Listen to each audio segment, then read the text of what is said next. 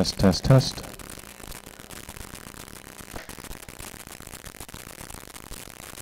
All right. See if we can get the stream working with the right microphone. Why am I getting static on the line?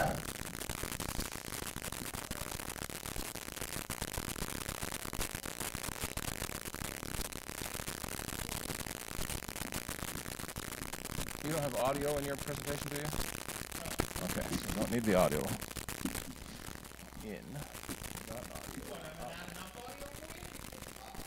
Well, I don't know why I'm getting static on the audio feed.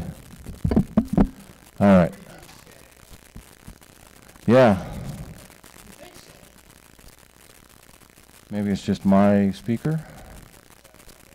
But yeah, that's at least working.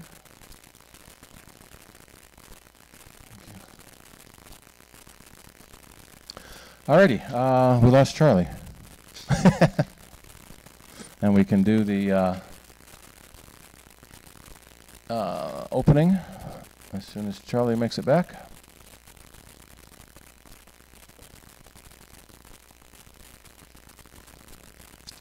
So welcome everyone, and here comes Charlie. Want to do your opening?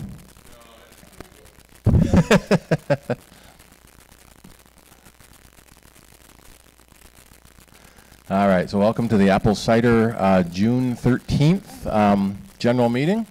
This is our last meeting for the summer here at East High. Our July meeting will be a picnic at Brighton Town Park Buckland Lodge on Westfall Road near Clinton. I'll have to fix that. I'm pretty sure the address is right though.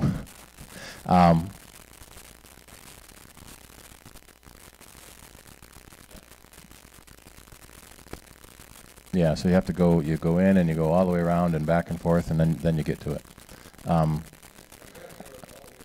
I will. Yeah, so that is the wrong address. I will fix that. Someone remind me to fix that later. Yeah. Oops, I lost my homepage here. And so, so that's next month. The August meeting will be at the. Oh, Frank, did I email you yet about reserving August for your church? It must be in my outbox, waiting to go. We'll probably be at the Risen Christ Lutheran Church in Fairport again, like we usually are. Yeah, we had the drone demo last year. And tonight's meeting is going to be talking about internet issues, internet privacy, maybe a little bit of net neutrality thrown in. I read a horrible article by the Wall Street Journal. I am totally disenfranchised with the Wall Street Journal now. Yeah? Yes, the CIDERnet Wi-Fi is running, so you can log into that. We do ask that you try to not stream video or play games, because that cuts down on the video bandwidth that we're streaming out.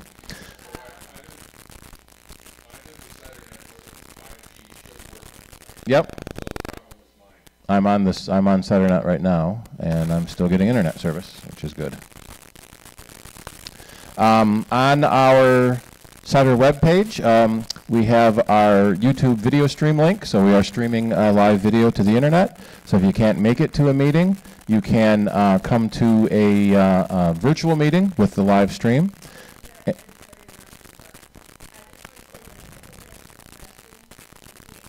Right, we know that. That's why we try to repeat the questions. Yep. And you can also go back and watch previous meetings. We also do the Saturday Q&A meeting on the YouTube stream as well. Next week is our board meeting at the Irondequoit United Church of Christ, if you're interested in coming to the board meeting. Although coming to the board meeting can almost guarantee you a spot on the board. Showing initiative is a good way to volunteer for things. We have our Green Apple session with Bob Hoy is this coming Saturday, which is the third Saturday of the month. So this month they coincide with the main meeting. So that will be at 1 o'clock at Bob's house. And then at 3 o'clock at the JCC Rochester Tech Age Lab will be our Saturday Q&A on June 16th as well.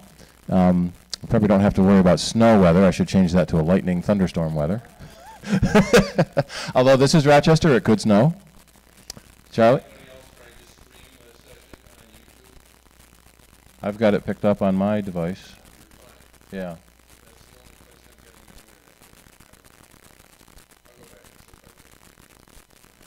Forget the network and rejoin it again. Sometimes that helps. All right. Also on our main CIDER webpage, we have a list for shopping discounts, and we have a referral link for Amazon. So when you buy things on Amazon, CIDER gets a donation. It's about 0.5% of your total. Doesn't cost you anything. It's paid for by Amazon. And we also have an Amazon Smile donation. So if you go to smile.amazon.com, you can set us up as your nonprofit donation group. And if you use both links from the CIDER webpage, then we actually get paid twice. We get the nonprofit link and the referral link. So one of the things you can do is grab this CIDER link and drag it up into your menu bar, and then it will be in your menu bar for you to click on and take you right to the smile.apple.com or .amazon.com with the CIDER referral link in it as well. So just whenever you buy something at Amazon, we are seeing that CIDER hasn't bought anything at Amazon. So that's why our account is 0. But Amazon themselves have donated $89 million to different charities. We're finding that the referral links are quite a large percentage of our income, especially come Christmas time. You can a lot of people do a lot of their shopping on Amazon, so that works as well. And we also have some other offers. There's a 24-hour free pass at lynda.com. Which got bought by LinkedIn, was it? It was a weird purchase, but they're a really great training site. And then Adam Engst and his, well, actually no, the Take Control book series has been sold to Joe Kissel, who was one of the main authors. And so Adam and Tanya are concentrating on their Tidbits website and electronic magazine now. And one of the nice things is the Read Me First. A lot of computers have a read me first. A lot of software, programs, whatnot, things you're supposed to read that no one ever reads. And one of the jokes is I've seen some software say don't read me first because they know that will make you read it. So that's a nice intro book on the beginnings of computers. All right, doesn't look like we have any visitors today. We have Mabel, welcome. Long-time member back again.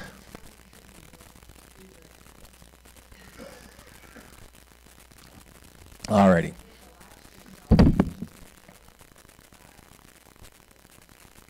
You should be getting the main screen and...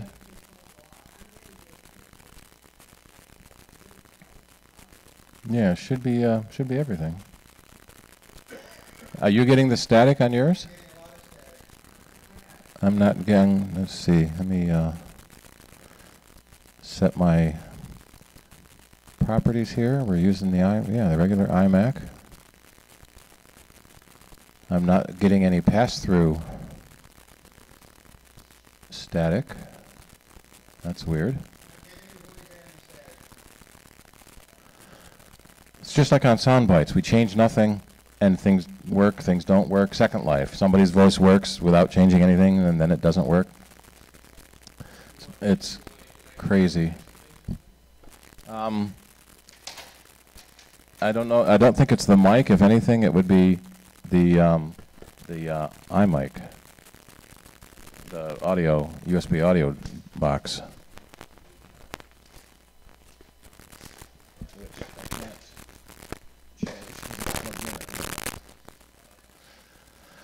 All right, I think we're due for a new USB audio.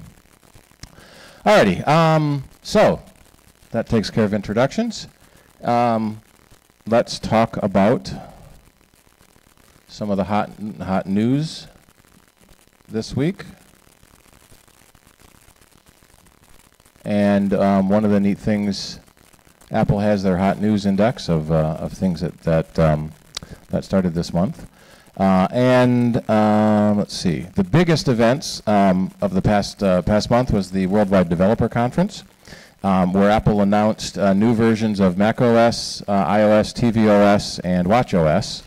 And in fact, on our CIDER homepage, I put a couple of links. If you go down to the bottom, we have some announcements from iMore covering the major features of the announcements. And I was going to do a link to Macworld. I'll get that too. And well, basically, they said they're not going to do any new major features. They are just stabilizing things, making things run better. One of the biggest things they've done in iOS is the augmented reality kit, and they added a measuring app. So using the augmented reality functions of the camera, you can measure things in your camera by drawing a line around a desk, and it will measure the length of the desk. A couple of people talked about how many third-party programs Apple killed by including that feature in the OS, so now they have to be even more in their own program to justify purchasing it. One of the nice things is that the next OS 12 will run on all the same models that the OS 11 did, so we're not cutting out any iPad or iPhone models. Everything is designed to have higher performance, a lot faster. Apps are going to launch faster. The AR kit, as I mentioned, they've created a new file format for augmented reality files, so that different applications will be able to share files and read in that data for you. Messages, you can now put effects on the pictures in your messages, so they basically added Snapchat filters to messages. Apple Books, they've renamed iBooks, and they're changing the look of the store. How many people read books on their device, electronic books? Yeah. I've got, I don't know, dozens of books on my iPad, which are a little easier to carry around than paper books. My wife is always yelling at me about not reading paper books. She's reading the Harry Potter book series again, and that thing is monstrous. Right? Yeah, you can make the font bigger on your iDevice. They've added some interesting options in notifications and Do Not Disturb. So right now, there's a Do Not Disturb while driving. So your phone knows that you're driving and will stop getting messages, and it'll actually message the other person, I'm driving. They're adding a new feature where you can Do Not Disturb for an hour or for 2 hours, like you're in a movie theater. So I always turn my phone off in the movies and forget to turn it back on when I'm done. And so 2 days go by and my boss is mad at me because I never returned her calls. So this is kind of nice, Do Not Disturb for a couple hours. Or it's also based on location. So Do Not Disturb until I leave this location, which is handy.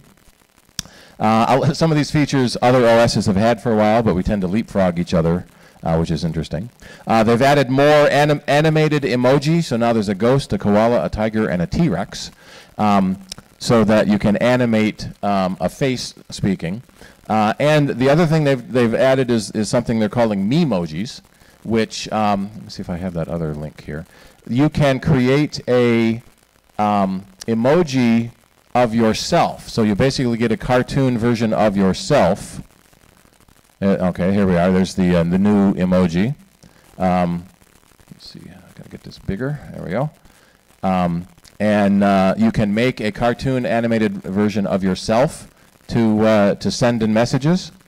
And you can also, they've made a big deal about having tongue detection now. So you can stick out your tongue, and your emoji will know that and stick out your tongue to the other end, which is interesting. Screen time. They're addressing. There was a concern some parents groups brought to Apple that the iPhone and iPads are too addictive, and so Apple introduced this feature they're calling Screen Time, which will count how long you're on a screen. So you can say, I only get an hour of Facebook a day, or I get an hour of Twitter a day. And you'll get warnings as you get down to that end time. You'll be able to give yourself extra time, but if you're on, for example, a kid's device, they would need to put in the master passcode in order to extend their time. So you can limit the amount of time they can do in different apps to help them manage things like that. Let's see, we talked about Do Not Disturb and filters. Oh, I missed the, I did it in a different order. Facebook, not Facebook, FaceTime. They have extended FaceTime, so now you can group video chat with up to 32 people. So they blew past Skype's and Google's limit of 10. What looked interesting is while they had a lot of people in the chat, it seemed that only 4 videos were live at any one time, which is probably about all you could see reasonable on a phone. And as soon as someone starts talking, their photo gets big and front and center so that you can see who the person talking is. So that's good.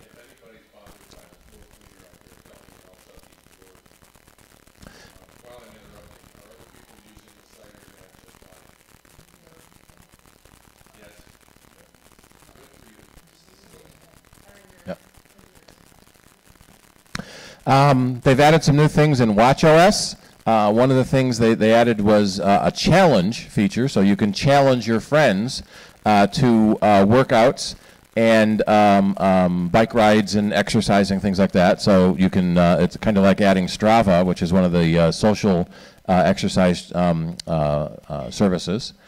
And they've also done more to recognize when you're working out. So a lot of people forget to turn on the workout feature when they start a workout. So the watch will try to recognize that. You're suddenly moving really fast, you must be working out. You can now add podcasts on the Apple Watch, so you can listen to your podcasts without having your phone handy. And they added a walkie-talkie mode, so you can do basically walkie-talkie to other people. Back and forth with voice rather than sending a text message, and that's an interesting feature. 70s technology there with the walkie-talkie. And actually, what most people think of a walkie-talkie is really a handy-talkie. The walkie-talkie had a backpack with the transmitter and the batteries and everything. The handy-talkie was the one you held in your hand, but walkie-talkie sounds better, I guess. So another thing they added with Siri is they're going to remove the, you don't have to say, "Hey Siri" anymore. Sorry for any watch that just turned off. That when you raise your arm up, Siri will start listening for a command, so that you don't, it's kind of awkward to keep saying, "Hey Shlomo" every time you want to ask that question. And then macOS, one of the big questions is going to be what the name is going to be. So now the new macOS is Mojave. We've gone up into the deserts with El Capitan and then Yosemite and Sierra, High Sierra. Now we're going, I'm sorry, we went up to the mountains with Sierra and High Sierra. Now we're going out into the desert with Mojave.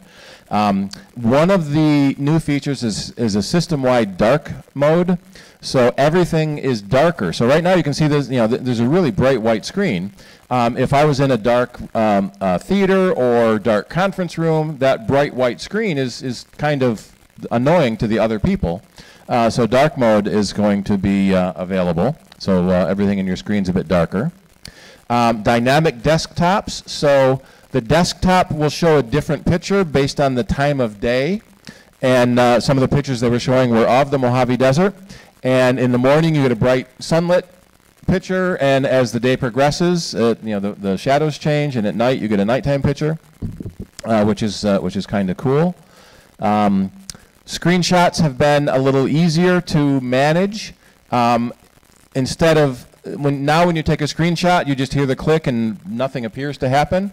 It actually creates a file on your desktop. Now when you take a screenshot, it's going to work more like the iPhone does, where you'll see a little thumbnail of that screenshot, and you'll have a moment or two to delete it if you want, if you didn't intend to take a screenshot, so you can delete it before you continue on. FaceTime for Mac is also getting the 32 person chat. And they're adding the news, stocks, the home app, so now you can control your HomeKit stuff on your computer, and voice memos. And these apps are actually iPhone apps that they're bringing to the Mac. So similar to what Chrome is doing with Android, Apple is working on a technology layer to run iOS apps on your Mac, and they're doing it themselves now. In fact, I don't think they had the big. Yeah, there was a big. There's been a lot of rumors that the Mac and iOS are merging, or the Mac's going to go away, and new Macs are going to run iOS, and so they had a giant sign. No, that's not happening. The screen they had at this convention hall was just enormous. You know, it's a 100-foot screen. In fact, there's a was it up here? There was a picture of him walking here. So there is Tim walking in front of the screen. So that little tiny itty bitty. So, you know, say he's 6 feet tall. What's the screen? 25 feet tall? 30 feet at least. So it was an immense screen. But we'll be able to. Where was I?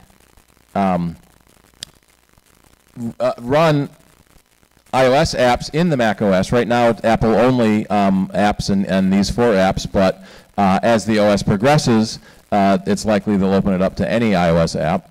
So some developers were a little upset about that, because now why develop a Mac app versus an iOS app?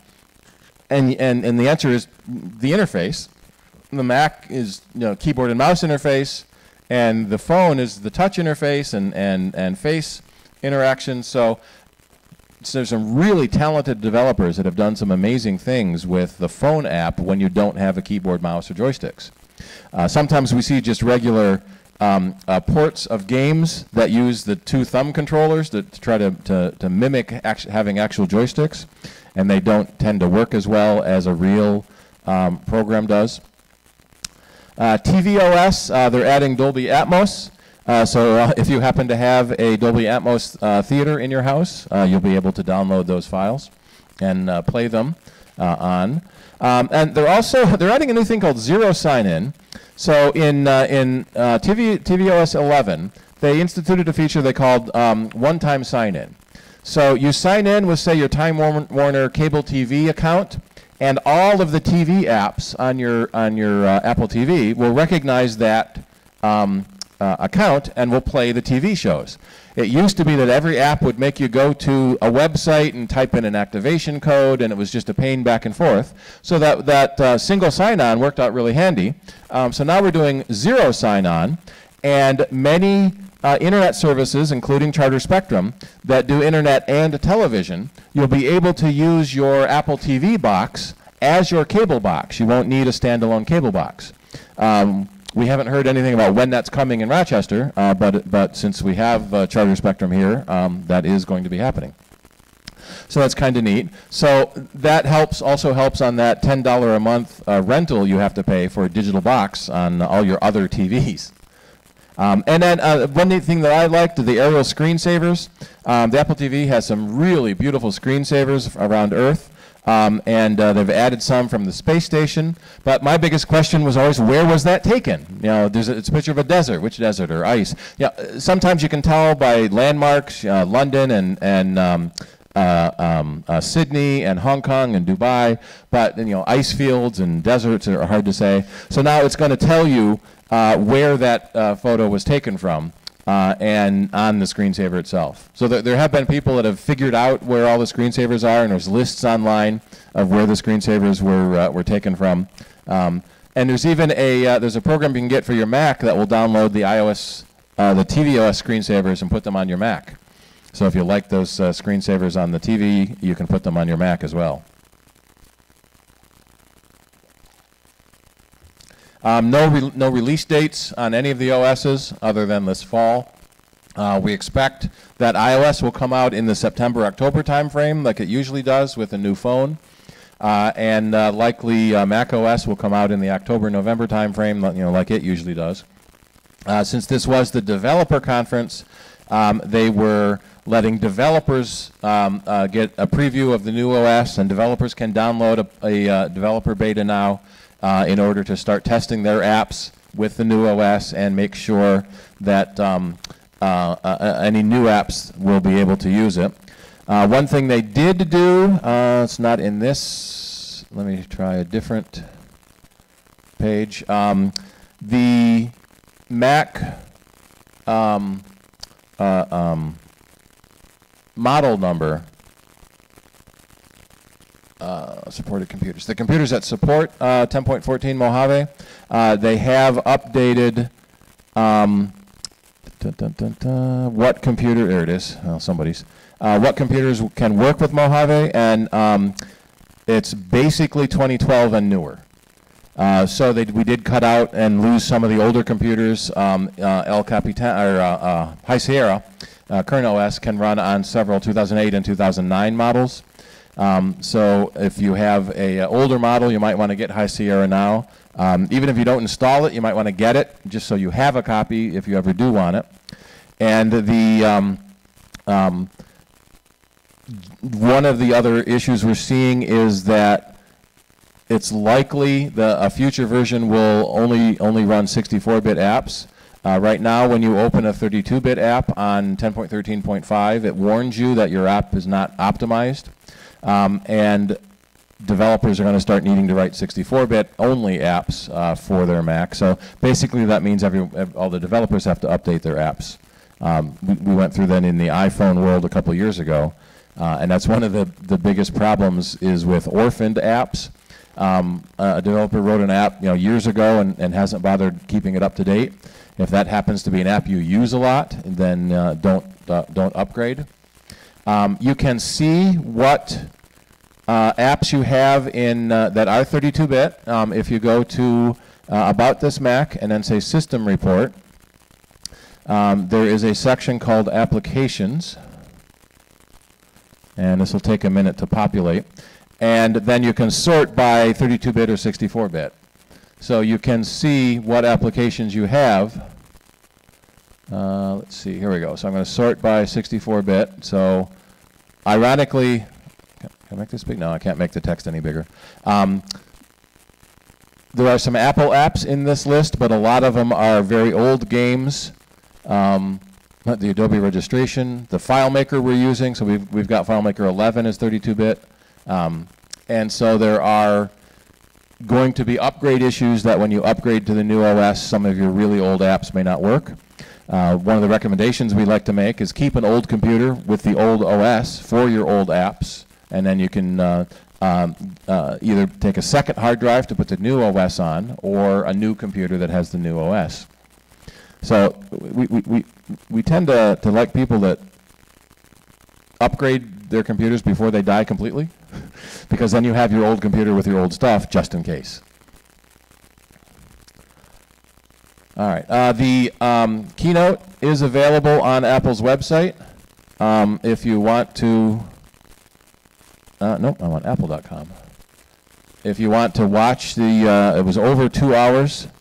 Is it on the front page? Yeah, watch the keynote. If you want to watch the whole thing. One thing that Tim said at the very beginning is this was a lot of software they're talking about today, which implied and turned out to be no hardware announcements. So all the rumors about new computers got pushed off. So now everyone's wondering, when's the new iPad coming? When's the new Mac coming? So nobody ever knows.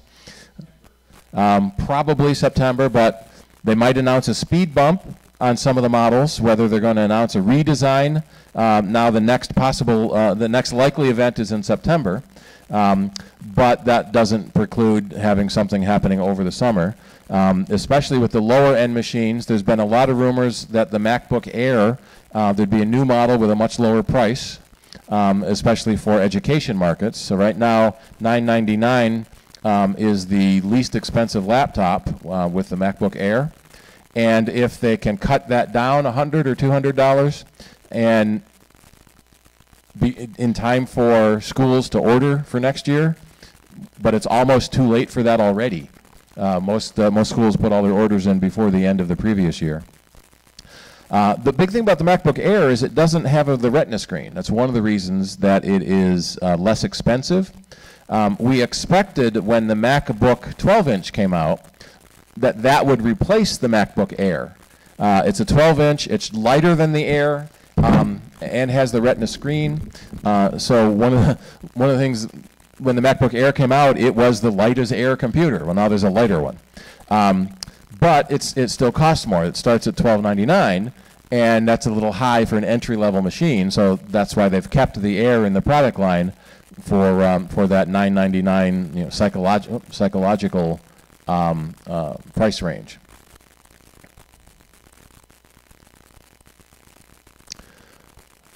All right. One thing they did do recently is bump them all to 8 gigs of RAM. So if your computer doesn't have 8 gigs of RAM at least, you probably don't want to upgrade to the new OS anyway. In fact, we're even seeing that now with Sierra and High Sierra. Technically, it works in 2 gigs. You really won't like it. 4 gigs is a little better, but you really want to have 8. And that's one of the reasons they've cut off older models, is they can't upgrade the RAM any farther. Some of the early models were 4 gigs or 6 gigs, and the 32-bit processors, so they've been killing off. So we don't know what's going to happen or when it's going to happen next with the with new products. One thing that Apple has always done is release things on their own time, and unfortunately they've kind of gotten into a habit where September is the new iPhone, spring is the new iPad, new computers at WWDC, and so everyone was expecting that to happen, and there's a lot of complaints that it didn't.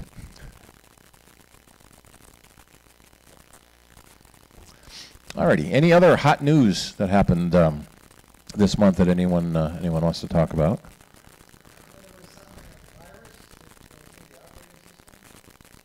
Well, the FBI put out a warning about a router virus. Let me see, what was the name of that? VPN filter was the name of that one. And that affected TP-Link and Netgear and Linksys routers. So we in the Apple community didn't have to worry about that. Too small. This is from the government. It's too many words. Too many words. Popular Mechanics. There's an interesting article source for it. And so it was kind of a 3-stage malware that would get into your router, usually through a known flaw in the router that consumers hadn't updated, and would then load a second stage that would go out to a command and control server to get more instructions. Well, the FBI was able to shut down the command and control server, so even if you get infected with stage 1, you can't get to stage 2. So if you have a TP-Link or Linksys or Netgear router, they were some of the main routers affected. You definitely want to unplug your router, so then that flushes stage 1 from your router. One of the problems that this has exploited is the fact that most average consumers will buy a router, plug it in, and forget about it. You get your wireless network, you're on the internet, and you forget about it. We don't realize that we now have to be network administrators. Routers get updates just like computers do. They get bug fixes, and the better brand routers will have firmware updates that fix problems. The really cheap routers, we often see there are never any updates for them, and so whatever problems that are found in them, too bad. Those companies don't care. And so getting a name brand router will often be a good idea because they do support it, they do release updates, they do fix problems. We're in kind of an interesting stage now because Apple has announced that they're not going to make the airport routers anymore. We are stocking up on as many of them as we can because they're really good routers. And they're going to keep supporting them for another 5 years because they still sell them. So that's how Apple's support works. 5 years after they stop selling a device is when they stop supporting it. But the airport routers are very easy to set up. They have a lot of the ease of use that is well known on the Mac. They also have the network time capsule drives that make really good backup. So I've been looking at some what to recommend as a network backup if you have several computers. And there isn't anything really easy to plug in and set up. You've got to create user accounts, and you have to be more of an administrator. So that's the thing that we're going to run into problems with, is that with more and more routers, you have to be more of an administrator yourself to set things up, to make usernames, to set access privileges, and so it's going to be a lot more burden on the consumers, which may mean more work for technicians. But one of the things the Apple router doesn't do is a new technology called mesh. So the Apple routers have something called extended network, where you have your main router plugged into your internet service, and then you can have multiple other routers scattered around your house if you have a large enough house that your main router doesn't reach. One of the things that the latest, the Apple routers that use the 802.11ac, the tall, skinny routers, the AC technology is much longer range and much faster than previous routers. So we found that a lot of our customers that upgraded to the AC router didn't need any of the repeaters they had around their house because the AC was enough. But what we often see is the cable company will run the cable into one end of your house, and that's where your wire is, and you need to get the wireless to the other end of the house. It would be really nice if they came right into the center of your house, so that would work. Or if you have a library surrounded by chicken wire to make a Faraday cage.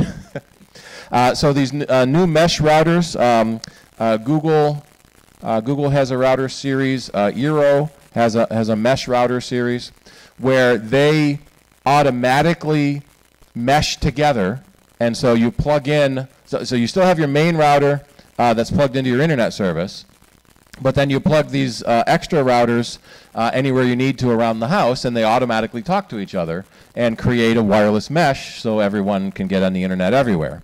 They aren't that cheap. Generally, we see a 3-pack is like $400, $400. So you're looking at one base station and then 2 extras. And in most cases, it's a neat technology, but it can be more expensive than a single big router in your main area, and a lot depends on your house construction. So whenever there's a giant event where you've got 100,000, like the Super Bowl, 100,000 people there, and they all want to be on the internet, I think was it 10,000 routers they put in? Some ridiculous number of routers. Were put in, and I saw a picture of one of them. It was a big circle, and there were 6 individual routers in the circle, each pointing in their different directions, so that they could cover enough of the stadium. In fact, that used to be a joke at the Apple keynotes. Everyone would be on the internet trying to live blog the keynote, and the presentation wasn't working because they were sucking the internet to death. And Steve Jobs had to say during several keynotes, please turn off your Wi-Fi. We got to do this presentation here. So a lot of the journalists would bring their own cellular hotspot, so they didn't have to worry about that. But we haven't had that problem in a while, so they must have got some good networking people that could figure out how to isolate those. Keith.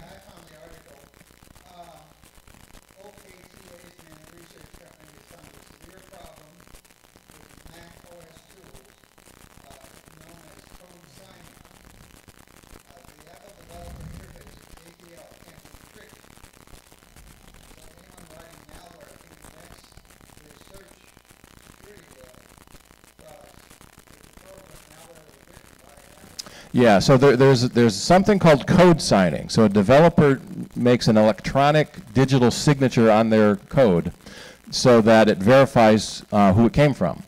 And that signature is authenticated by Apple.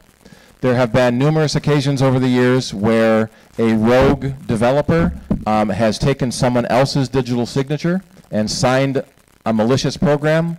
And this isn't new, which is unfortunate that it's getting press again, and because anybody could have done this all along. So it's a flaw in the process that a malicious actor can do something like this, and as soon as it's discovered, Apple revokes their certificate so that the malicious program stops working.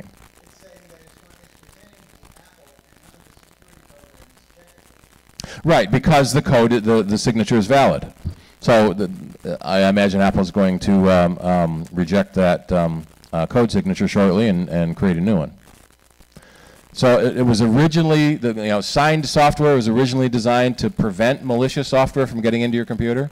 One of the early problems was that a malicious program would be called Word.exe. And you think, oh, that's Microsoft Word, and click on it. Code signing prevents things like that from happening. But now the bad guys have figured out a way to get the code from one app and put it into a different app.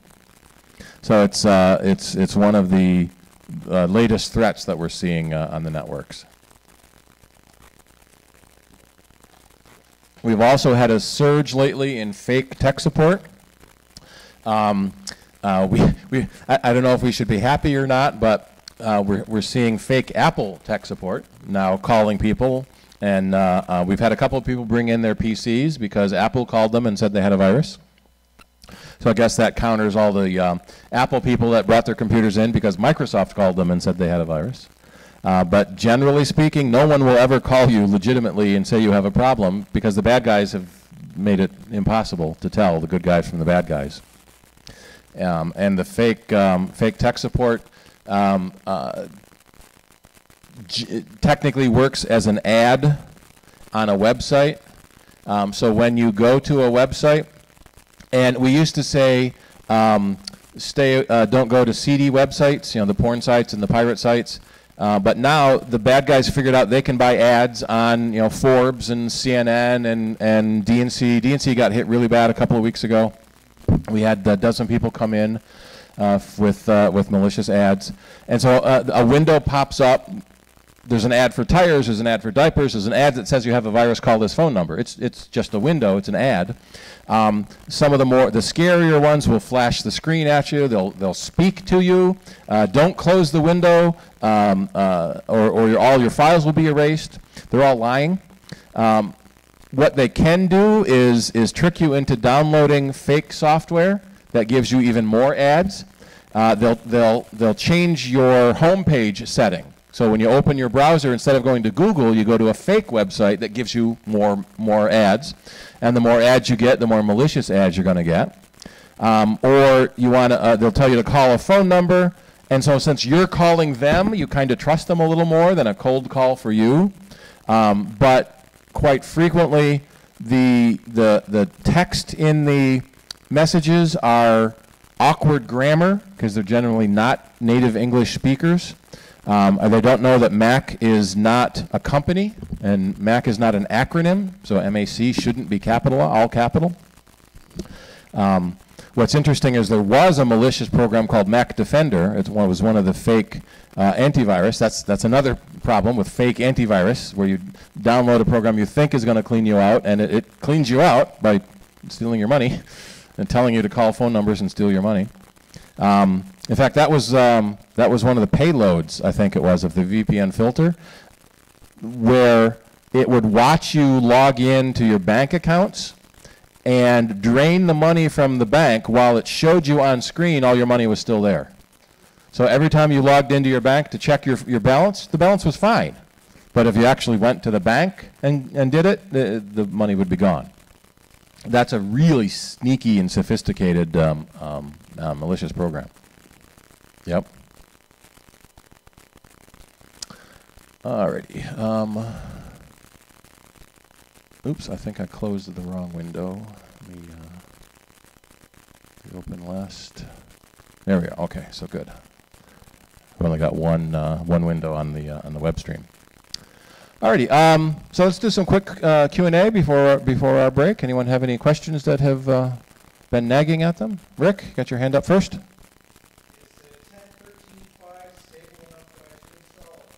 So the question is about 10.13.5. Generally, yeah, it's stable enough. It's the latest of the 10.13s. The big addition to 10.13.5 was oops, I wanted 5. Was AirPlay 2. So if you have an AirPlay 2 device, which are speakers basically, you can pair them together now into a stereo pair. That was one of the features of AirPlay 2. The other thing they added with 10.3.5 is messages in iCloud. So now you can log into iCloud to see all your iMessages. All of your devices have to upgrade 10.3.5 on the Mac or 11.4 on the iDevices in order to gain this feature. But if you want to be able to see your messages in iCloud, it also helps when you're synchronizing messages between devices. So all your messages are synced through iCloud, so when you read it on one, it knows that you've read it on the other. It's kind of annoying sometimes where I get home at night and my messages app says I've got 10 messages waiting. Well, I've read them all before on my phone earlier in the day. So that will help that syncing back and forth as well. And they've also added some more support for external GPUs. So you can add a high-performance graphics card to your computer if you need to run more graphic-intensive programs, 3D CAD modeling, things like that. One of the annoying things is that most of the eGPUs require Thunderbolt 3, which is only on the latest Super Whiz-Bang Macs. So you have a Super Whiz-Bang Mac, but you can get a really super amazing Whiz-Bang video card externally. And we see a lot of video producers will do that. So they can carry a lightweight Mac to a set and still be able to do video editing while they're on the set. So generally speaking, we haven't seen any major issues with 10.13.5. Usually when there's a problem, there's a 10.13.6 that comes out really quick. Another question?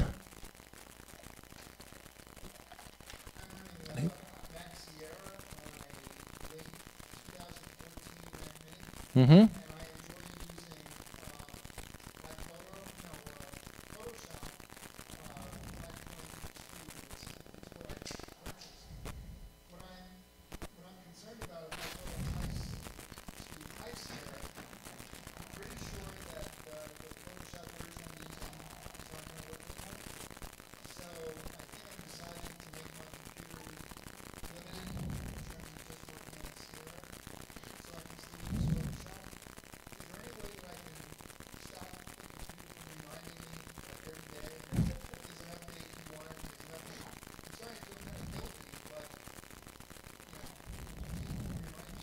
Yeah. So a couple of questions there. Running macOS Sierra with Photoshop 5 and worried about the compatibility of going up to High Sierra. There is a website called roaringapps.com, and that's left over from the Roaring Cat OSs, Tiger and Cheetah and Leopard and Lion. And so you can put in the name of an app you use. We'll put in Photoshop. And it will tell you what the reported compatibility is with different OSs. So in this case, Photoshop CS5, some people are reporting problems with Sierra and High Sierra, and nobody knows yet on Mojave. So yeah, your choice is not upgrade or purchase the new Adobe subscription for the new version. And then Adobe has a pretty good photography bundle for $10 a month. You get Photoshop and Lightroom, which is better than the $600 that Photoshop costs. So that's $10 a month, $120 a year. That's 4 years of Photoshop. And so that's a nice way to get into it. Or you can also go to Photoshop Elements, which is $100 single purchase. Single one-time price, and that does almost everything Photoshop does. Or there are other alternatives. There's a good website called alternative2.net, and you can put in, I'll put in Photoshop here, you can put in a program, and it will tell you what alternatives are available. And one of the big ones is called GIMP, the graphics image manipulation program. And that runs on Mac and Windows and Linux and even BSD. Anyone using BSD? Anyone know what BSD is? No. One of the original Unixes. And so that's another way to do it. And then your second question is about how to stop getting notified all the time. If you go to System Preferences, and where's my other window? There's the other window. System Preferences, and then under App Store, you can uncheck automatically check for updates. Now the danger there is that you then have to remember to go check for updates yourself, because this will notify you when there's an update waiting. And you can continue to ignore the update, which is annoying, or you can turn off the check for updates. So you have to be a little careful when if you turn that off, because then you have to remember to do the updates manually yourself.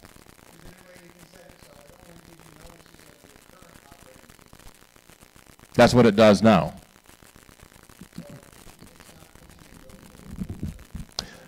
No, it only gives you notifications of the stuff you have installed.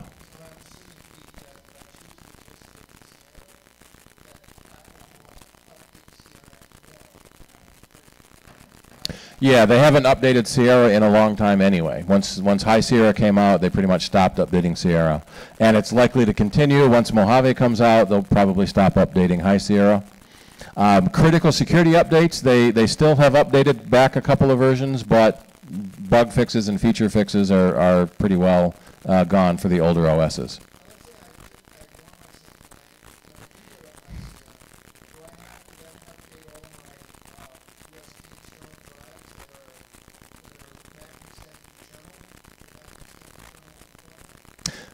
No. So the question is, if he upgrades to Sierra, does he have to update all his hard drives? And the answer is no. There is a new file system called APFS in High Sierra that only works on internal SSD drives. And if you upgrade to High Sierra on a Mac that has an internal SSD drive, it will be converted automatically for your convenience. The APFS is more resistant to corruption and crashing. It's got something called journaling built in, so that if a program crashes, it's less likely to lose the data. And there's also an encryption layer built into the file system, which works faster than something like File Vault, which encrypts everything at the OS level. But remember, if you encrypt something, there's a big danger of losing it. Your data is stored as a blob of encrypted noise, and if you forget your password or if there's a bit failure, you have a blob of noise. John?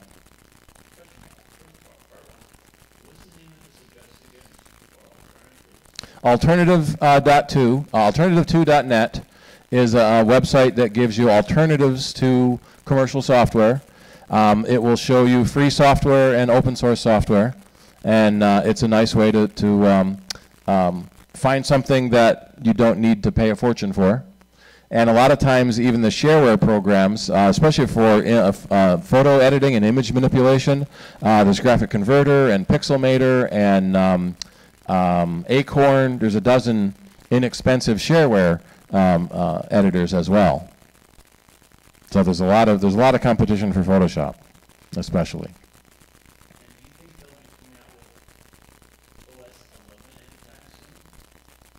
We've had OS 11 for a long time. Yeah. 10.14 is the next version of the OS. They have put such a marketing issue into version 10. I doubt we'll ever go to an 11 point something until the Mac hardware radically changes again. So if they switch from the Intel processor they're using now, there's a lot of rumors that they're going to switch to their own ARM processor. It's possible they might do that. But as it stands, the ARM processors are good for small mobile devices, specific one or two apps at a time. But as a general purpose chip, the Intel chips are still better for a general purpose computer. It's possible that might be the cheap MacBook Air might be running on an ARM chip because they're cheaper. And the other thing, from Apple's point of view, Apple is designing their own A series of ARM chips. They can design the chip, they can control the manufacturing, they can make it do exactly what they want, and they're not hampered by Intel. That's one of the problems and one of the reasons why there's no new Macs, is that Intel hasn't got their new chips out. And in fact, Intel has run into their own roadblocks where we used to call it the tick-tock cycle. There'd be a major change and then incremental updates. In 1 year is a major change, next year's incremental updates, then the next year's major changes again. Well, now they've gone to tick-tock-tock. So they haven't been able to progress their chips as fast as companies would have liked them to. And they haven't been able to shrink the die size much anymore. I think 10 nanometers is pretty much where they're at now. The smaller the die is, the faster the chips become, because the traces are so close together. But the problem with that, we're running into quantum physics now, the electron will jump from one trace to the next trace rather than staying in one wire. So the wires are so small and they're so close together, the electrons are drifting across the wires because of quantum physics. So we're down at that quantum level where we have a hard time making chips faster. And that's why we haven't seen any clock speeds above about 4 gigahertz. And in fact, most of the recent chips, the clock speeds are going down while the internals of the chip make them faster. So a slower clock speed gives you a faster computer, kind of like a transmission in your car. You know, you can do 5,000 revs in first gear, but if you do 5,000 revs in fourth gear, you're going to go a lot faster, even though the clock speed is running the same. So it's bottlenecks in chip design. Apple doesn't like to be waiting on any other company, so that's leading some of the rumors about switching to ARM. Most of the speculation is maybe at the low end, but not at the high end for a while. Alrighty, any last question? Sure.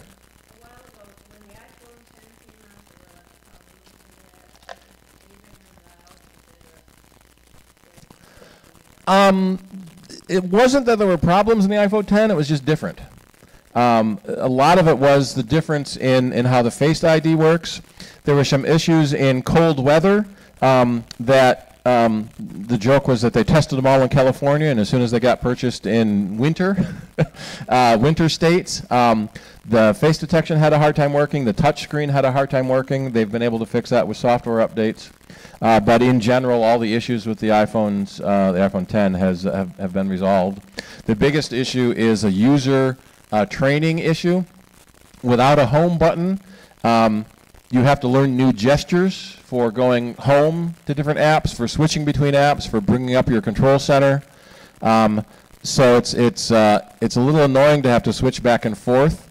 I've got an iPhone 7 with Touch ID on it, and my iPad has Touch ID, but my iPod, I still have to type a passcode. And so I'm pushing the button, and it doesn't work because I forgot there's no Touch ID on that device. So when you're switching back and forth between older and newer devices, that can sometimes be the problem. There are rumors that the next iPhone, we don't know if it will be iPhone 11 or iPhone X1. Right now, the iPhone 10 has a 5.7-inch screen, is it? And 5.65, yeah. So there's some rumors that the current iPhone 10 is the size of a standard phone, but the screen is the size of a Plus phone because of the edge-to-edge and very few bezels. So there's rumors there's going to be a Plus version of the phone with a 6.5-inch screen. So some people like an even bigger screen than the current really big screen of an iPhone 10. So those are some of the rumors for possible iPhones in September.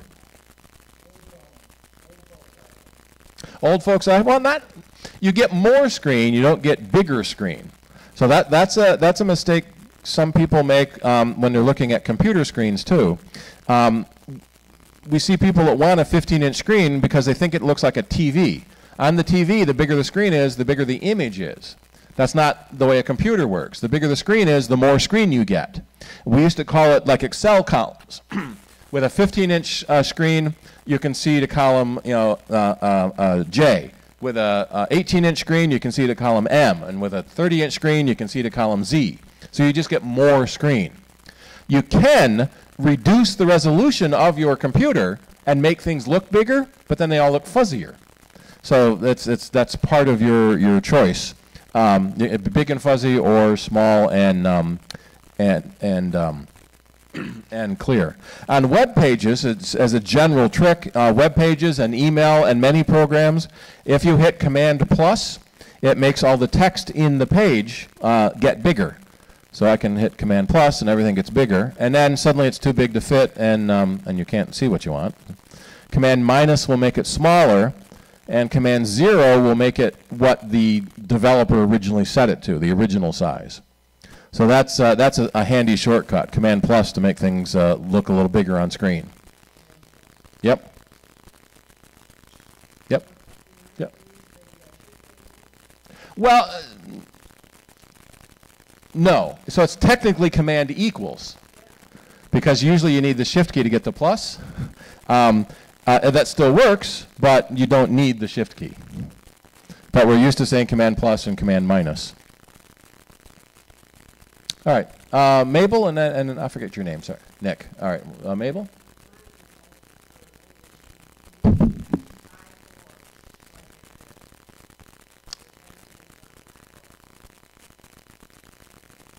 Oh, the iPhone. Settings, general, erase all. Yep. So yeah, if you ever want to erase your iPhone, now before you erase the iPhone, you should log out of iCloud and turn off Find My iPhone if you have it on. Typically when you sell your phone or give your phone to someone, if you leave it logged into your iCloud account, even if you've erased it, it is still activated through your iCloud account. So the person you give it to can't use the phone without your password. And when Apple put that feature into, I think it was iOS 6 or 7, it cut iPhone theft dramatically, because you couldn't steal an iPhone and sell it again because it was unusable because the other person's name was still in it. So log out of iCloud, turn off Find My iPhone, and then settings, general, erase all content. That on your computer, deauthorizing iTunes separately. On the phone, it's all handled as part of the iCloud account, and the iTunes Music is part of your iCloud. All right, Nick, we'll get one last question in.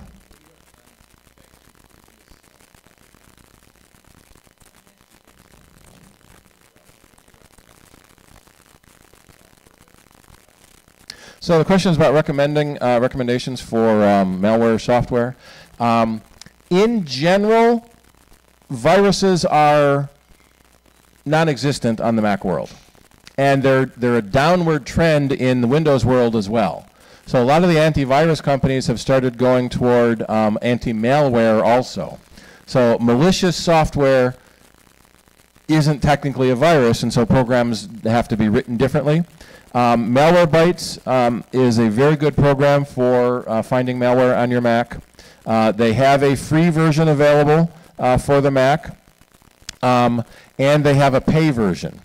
The free version is a scan on demand. So you scan when you want to scan for malware. The pay version is a continuous scan. So it scans all the time, watches things download from the web, watches your email, and will stop a malicious software from getting in real time as you're working. So a lot of people like that feature, and for $40 a year, it's not a bad thing. $60 gives you 3 devices. So if you have several Macs at home, you get the peace of mind that it runs all the time, it updates itself, and keeps your machine clean. Yeah, they're one of the more well-known and reputable anti-malware programs. On the Windows side, we also like one called Super Anti-Spyware. They tend to do a little bit different. One of them goes deep into the Windows registry. I just had a machine the other day that had about 7,000 malicious objects on it. Super Anti-Spyware found the majority of them in the registry, and Malwarebytes found some of them as files on the disk. A full malware scan, especially on Windows, can take a long time. So set aside some time. and if you have multiple user accounts on your computer, you need to run Malwarebytes in every user, because there's system-level things that get in, and there's user-level things. So one user can go to a malicious website and get an infection that only infects their user account, where a different user may not have that infection in their user account. So if you have multiple users, so right now I'm logged into my CIDER user account, and I have 3 users on my computer. Each user you need to scan separately, so it can look into that. Unless you want to scan as root, and then maybe, but you don't want to do root. Rick.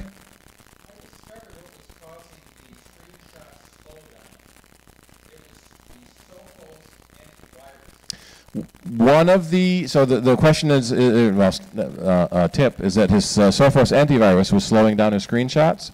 So one of the problems with continuously running programs like antivirus or anti-malware is it looks at every single file that you open to make sure there's nothing wrong with it. That can slow your computer down a little bit. And sometimes it slows you down, too annoyingly, and so turn that off is a trick to see if that's causing a slowdown. So Sophos is one of the better antivirus programs. It also does some anti-malware, but I still like using both Malwarebytes and Sophos. Alrighty, so let's take about a 10-minute break. We've got some goodies out in the back from Shirley, and I can take dues up front here. $30 a year for member dues, $40 for a family membership, and we'll get back with Nick Francesco about 8:30 or so. So thanks a lot.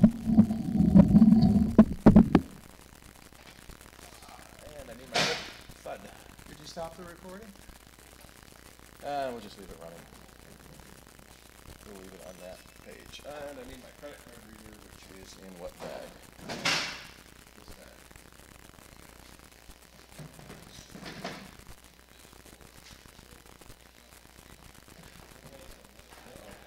Fell out of the bag.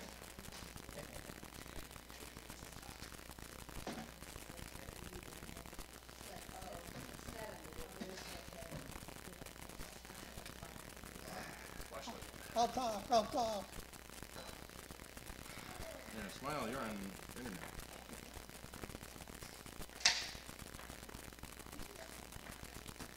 There it is.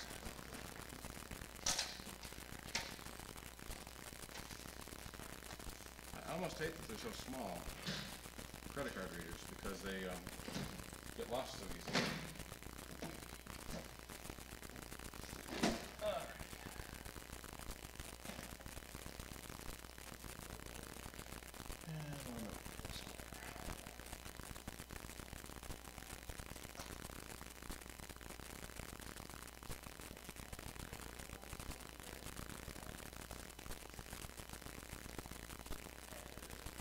An iPad Pro? This one is, yeah.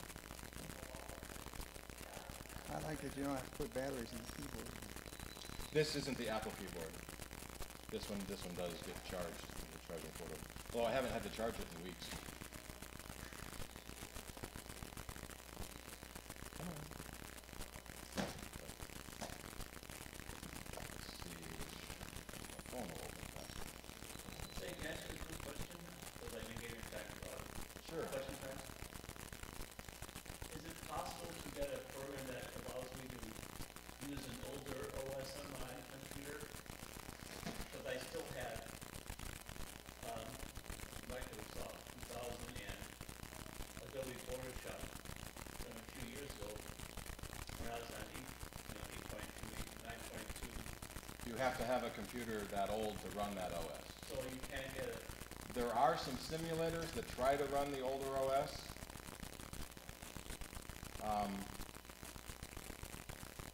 What's the name of one? Sheep Shaver is one of them. I think that's one of the major ones. Do they work well or no? As well as can be expected. You're trying to emulate something radically different. You're better off using a modern alternative, rather than trying to run an ancient operating system. One thing I want to be able to do is cut in the part of one photograph and merge it with another photograph, like two pictures, combine them. And I can't do that with photos. Right, you need a photo editor for that. So something like GIMP or Graphic Reverter, Acorn, Pixelmator, There's dozens of them that will work. Okay, thank you. Mm-hmm. And they're cheaper than Adobe? Yep, most of them, oh, I have a headphone jack on my 7. Thank you. Yeah, a lot of them are free, and many of them are low cost. You can get the photographer's version of Adobe for $9 a month. Yeah, $9.99 a month. You get Photoshop and Lightroom, the current versions. And Lightroom is fantastic for photos. And for video.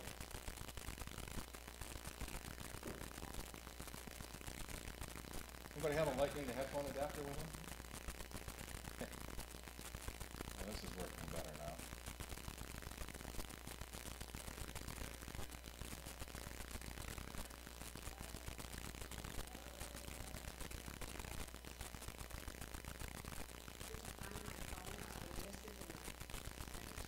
Under iCloud.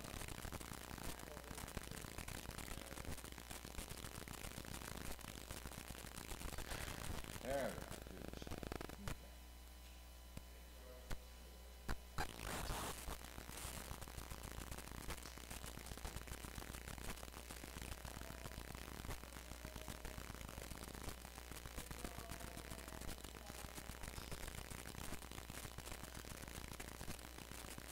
Okay. And there.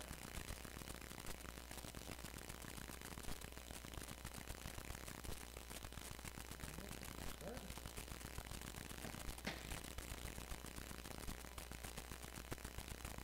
Would you like an email receipt? Your email address? KJACKSO1, number 1, so @me.com.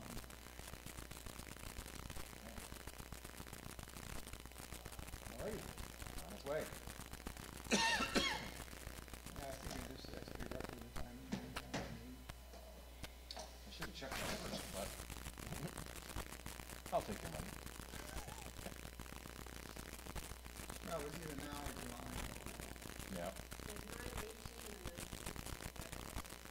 Yeah, let me bring the list up.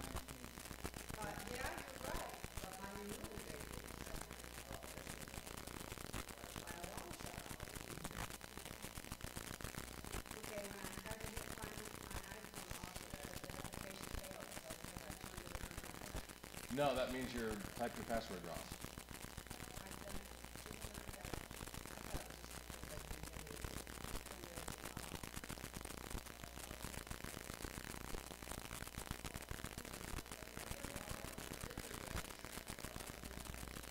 Yours is 19, so you've got another year yet.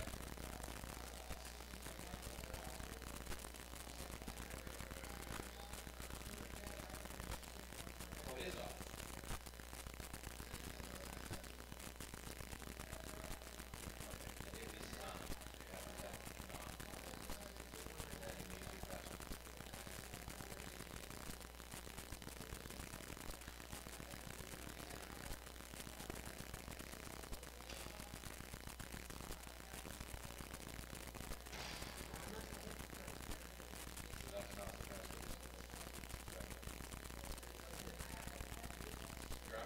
Your Apple ID password, not your computer password.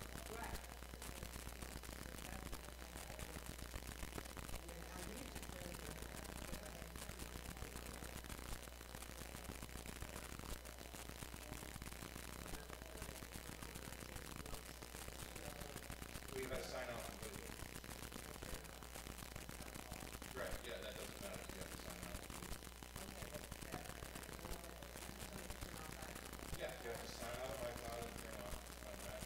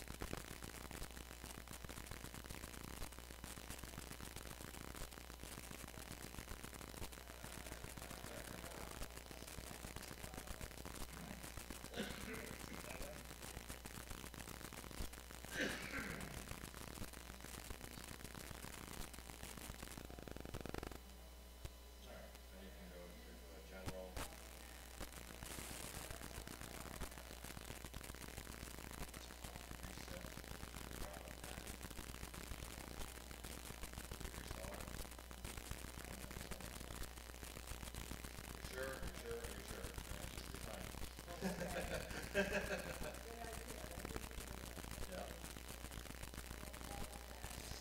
Hi there. Hi there. Want to sit at my computer? I guess I'll have to. Or I can turn the pages when it says on the other side. That's okay.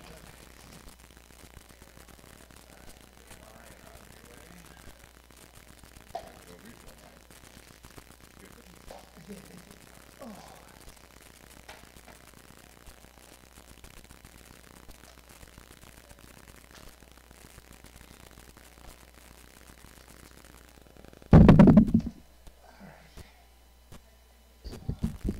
Is that in between your legs? Oh, yeah.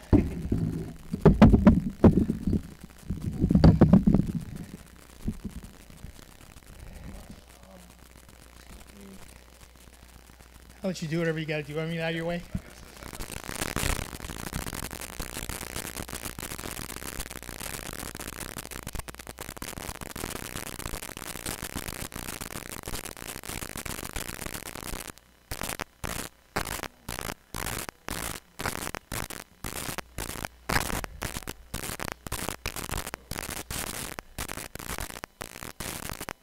Or leave one browser open.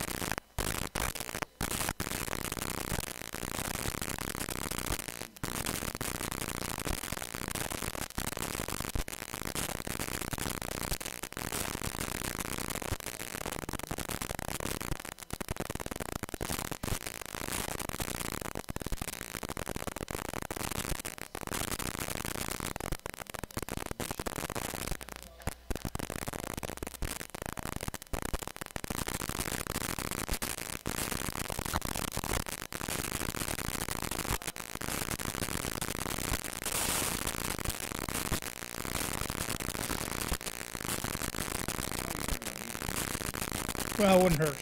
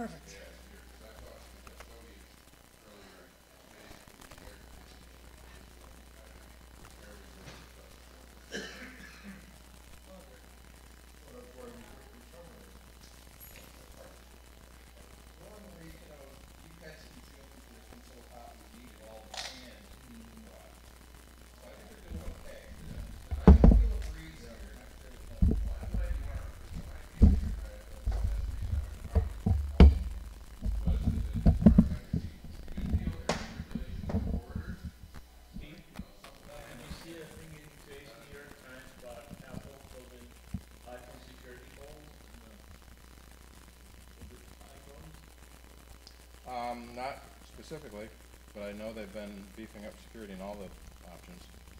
It says happen to close iPhone security folder, please use the correct devices. Apparently they're mentioned also. Yeah, there's a box you can buy, and police departments buy it. You plug any phone into it, and it sucks all the data off using an exploit in the phone. And then there's one that tries every possible combination of passcode until it can get in. Well, it's the same here that they're going to make it so you have to, after 30 minutes of being shut down, all the data transmission is stopped. That's interesting. All right, so that should work. Can you give me some audio? Hello, hello? Yeah, that Wall Street Journal article was net neutrality is dead, and today's the first day of Oh, yeah? free internet. And the internet was free for decades until the Obama administration instituted a plan that would limit infrastructure development and then stop spending on infrastructure development. Really? That's exactly the opposite of what happened. Yeah.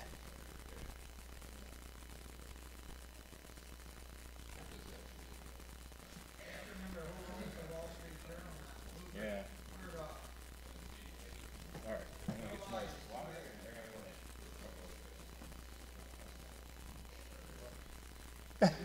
May the force be with you. Thanks. And also with you at Conspiracy 220.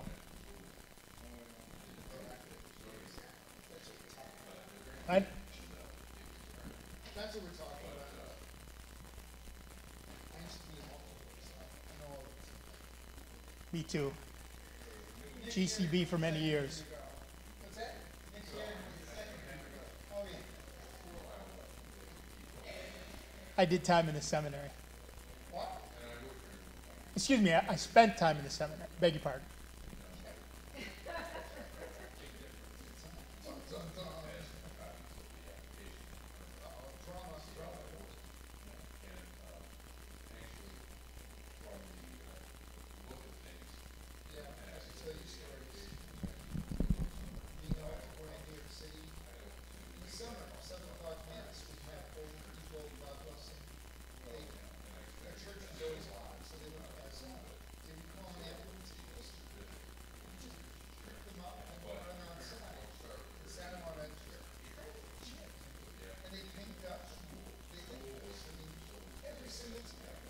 Yep, yep. No.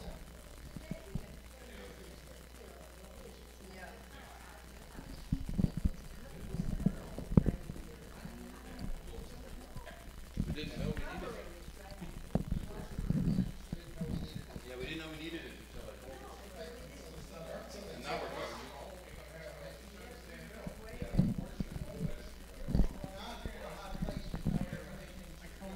Yeah, we can do a quick introduction. What is it? The man who needs no introduction. Here you go. Alrighty, let's get started back again.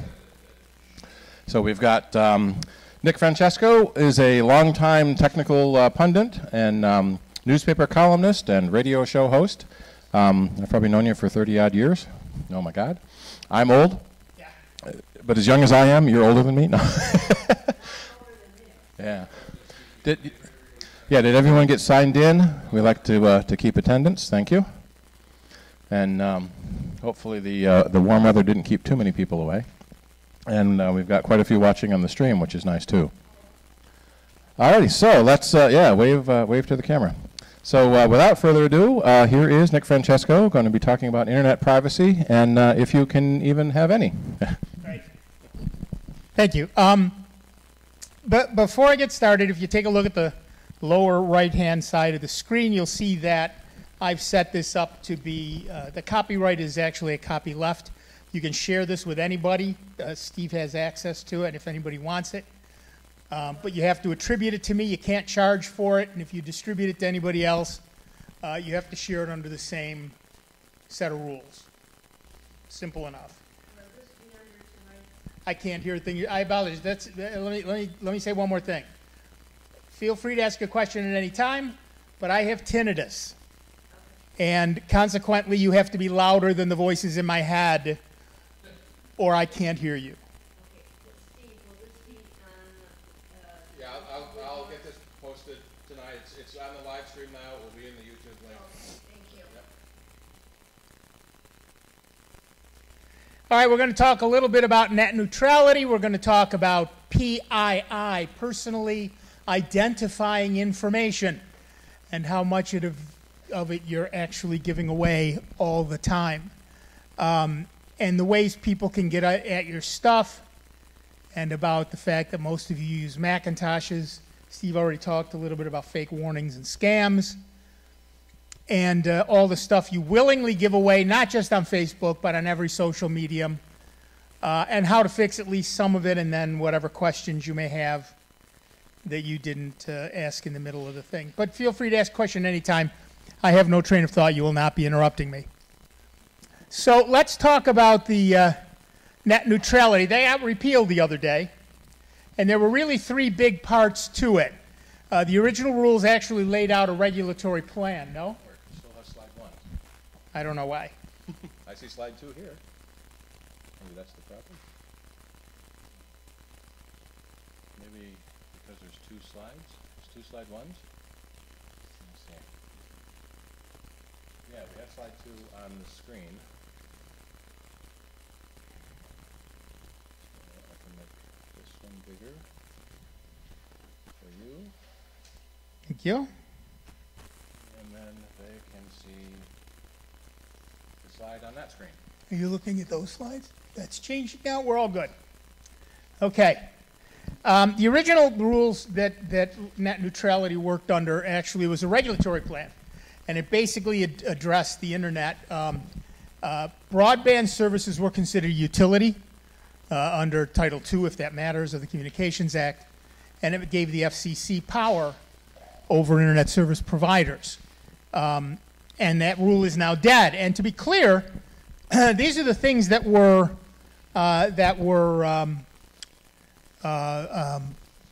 repealed. Blocking was one of the big ones. You would not be able to, if you're an internet service provider,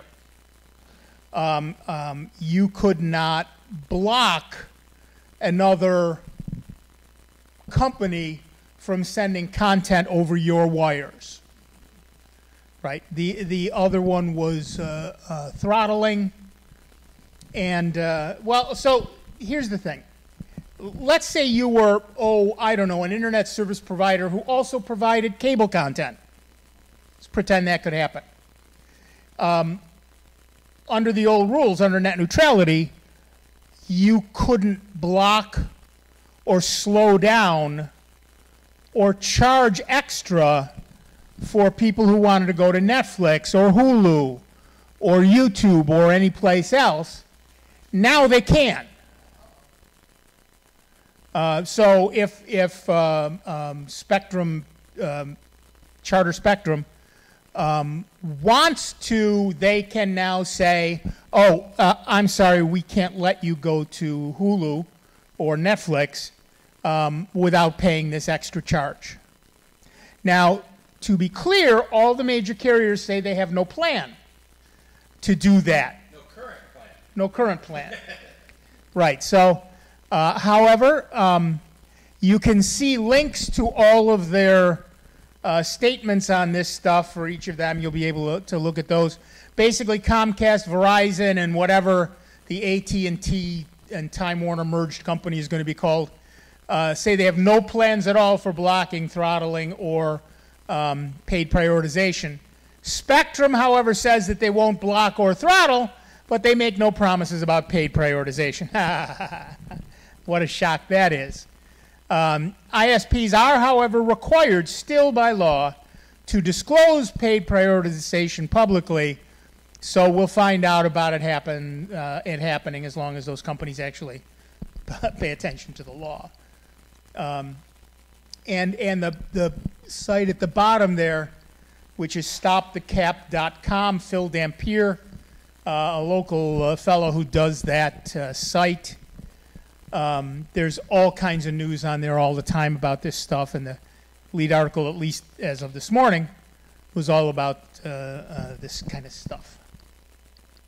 And a Republican and a Democrat have jointly introduced a bill to stop this. 21 states, including New York and including this 21 states in the District of Columbia, and one of those states is New York, have currently sued to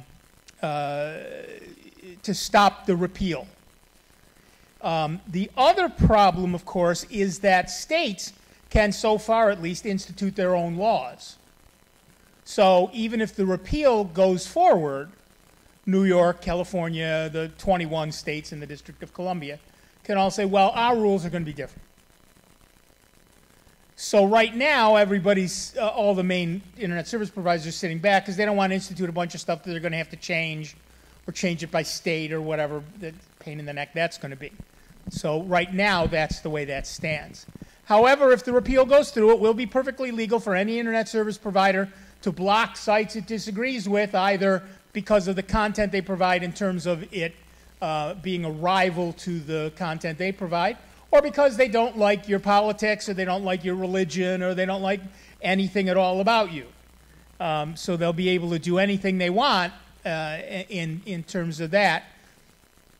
And again, they can throttle content if, you know, like a cable provider could throttle Netflix or Amazon Video or Hulu or whatever. And of course, they can set who gets priority, whether it's paid for or not. So their traffic gets priority and somebody else's traffic is throttled to the point where it's painful to use. And in fact, it wouldn't even be illegal to reroute a rival's traffic to their site. So you could go to, if you are on, for example, a cable provider's system, and you were to go to Netflix, it would simply redirect you to their site. That would, again, now be perfectly legal. Oh, and by the way, they can also send you to a place that might serve up malware. So what can you do about it? Well, write to your Congress critters. On New York State, most of them are on board with keeping net neutrality. But particularly if you have friends in other states, urge them to also write to their Congress critters to do something about that. So internet privacy, well, what is it? It's basically about the privacy and security level of your personal information, what's called PII, personally identifying information. And part of that is all the stuff you normally think of as personal, your name, your address, your social security number, credit card information, stuff like that. But there's a lot more to it involved as well, and we'll talk about that as we go along. And this is important because the stuff that we don't think of as PII is also important. The fingerprint of your computer.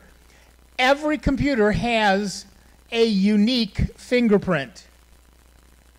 The software you have installed, the level of operating system you have installed, the way you loaded things on, the serial number of your processor, yada, yada, yada. There's about 1 million things that make your computer unique. And so that, you may think, I don't care if they know which computer I'm using, but we'll get there. But the fact is that they will know, they can tell what computer has gone where.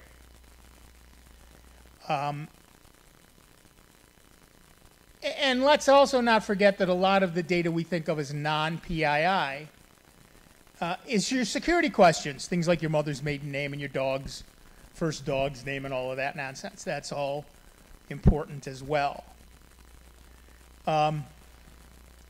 There's a website that you can go and look at, and we can look at that at the end if there's time. But there's a bunch of stuff on there, what various websites know about you, what Google knows about you, what Facebook knows about you, what a web browser tells people about you, and a couple of other things. I was going to download my Google data, all the stuff Google knows about me, to show it to you, but it's 61 gigabytes zipped. Facebook's only about 400 megabytes zipped. But that's all text, right? Because I don't put up a lot of pictures. So, but you can do that. You can download all your own stuff, by the way, on both Google and Facebook. Facebook lets you do it through the settings, and Google has a site called takeout.google.com. It used to be called the Data Liberation Front, and I liked that better. But you can download all your stuff, which is a nice way, by the way, to get backups of all the pictures. And Facebook, same thing. Backups of all the pictures that you put out there somewhere. So how does somebody get at all your stuff? Well, we're going to take a look at that. We've already talked a little bit about fake tech calls. We'll talk about fake FBI warnings as well, piracy sites, drive-by downloads. That's a fascinating subject. And, of course, all the Facebook scams, cheese and crackers. And, of course, open Wi-Fi. So let's talk a little bit about the fact that you use a Mac. Well, there's long been a belief that Macs are not susceptible to any of this stuff. That is, in fact, incorrect entirely. There have been 33 security updates for Apple so far this year, 77 last year, and it's only June. Not all of them are severe, but all of them are openings into your computer. And that's just from Apple. If you're using a third-party product, all bets are off. So those 33 security updates so far this year are strictly for Apple products. So if you're using Photoshop or anything else, those have their own separate sets of issues.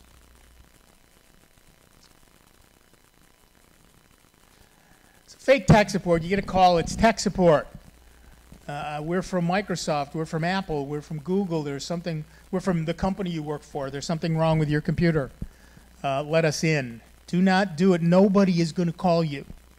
I have to be brutal here. You're not that important. Microsoft, Apple, Google, they don't care. They're not going to call you and tell you you have a virus. They're just not going to do it. Google does some automated stuff, but they're not going to call you. But it's fun when you get them on the phone. Yeah, so, yeah, right, you call them. The first thing is, how would they know? Right. That's the first thing you have. They have no way of knowing you have a virus. Right. To call you in the first place. Right. So you want to be very careful about that nonsense. It's when you get one of those calls, if you're bored, string them along, but otherwise don't. First, never say yes. Never say the word yes. Are you Nick Francesco? I am. Can you hear me? Just fine. Never say yes, because they record that, and then they say, well, the person verbally said we could charge them $100 a year. And here's the proof. Never say yes. And this is, of course, a real problem, because we were taught as kids to be polite and to help people. I used to work at a place that had a sign in the back, and it had a picture of essentially June Cleaver and the pearls and the little bob thing. And the sign said, June says, it's nice to be nice. And the point there, of course, was we should all be nice to the customers. But it's how we're taught. And it's how a lot of people get into places. They'll come in and say, oh, my God, I forgot my password. Can you help me out? And I'll, can you log in and right there, and I'm watching, but you don't think about that and whatever. We tend to be nice to people. And you just, when somebody calls you up out of the blue, let your inner jerk come out. And here it is. They're never going to call you. Never give anybody access to your computer remotely, ever. If they do, take a sledgehammer to it. It's the only way to be sure. It's the only way to be sure. Nuke it from orbit. It's the only way to be sure. And for heaven's sake, never, ever give money to anybody who calls you on the phone. Never give me your credit card, unless it's me. I'm okay. But nobody else. And then there's a fake RIT charity going around, just on the news Right. yesterday. Right, fake RIT They charity. had a fake Facebook page and they're soliciting donations to a fake RIT sports team. I have to admit, I always kind of feel bad we were just talking about being GCBs, good Catholic boys. I always feel bad because people on Facebook are always saying, you know, for my birthday, I want to donate here, I want to do this to there. And I always think to myself, I don't know you. I don't know where this link goes. So no, ain't happening. Which is hypocritical of me because they have donate buttons on all my websites and a buy me a coffee button on all my websites. And I understand how hypocritical it is, and I don't care. And these are all, these fake warnings from the FBI and the CIA and the NSA and the BFD and all these places. These are all verbatim warnings. And if you read carefully, you'll see that there's errors, grammatical errors, spelling errors, and other things. And but, you know, when a big thing comes up on your screen and says you've been accused of child pornography, the last thing you think of is grammar. So, well, not you. But, yeah, so you've got to be very careful. You got to be very careful.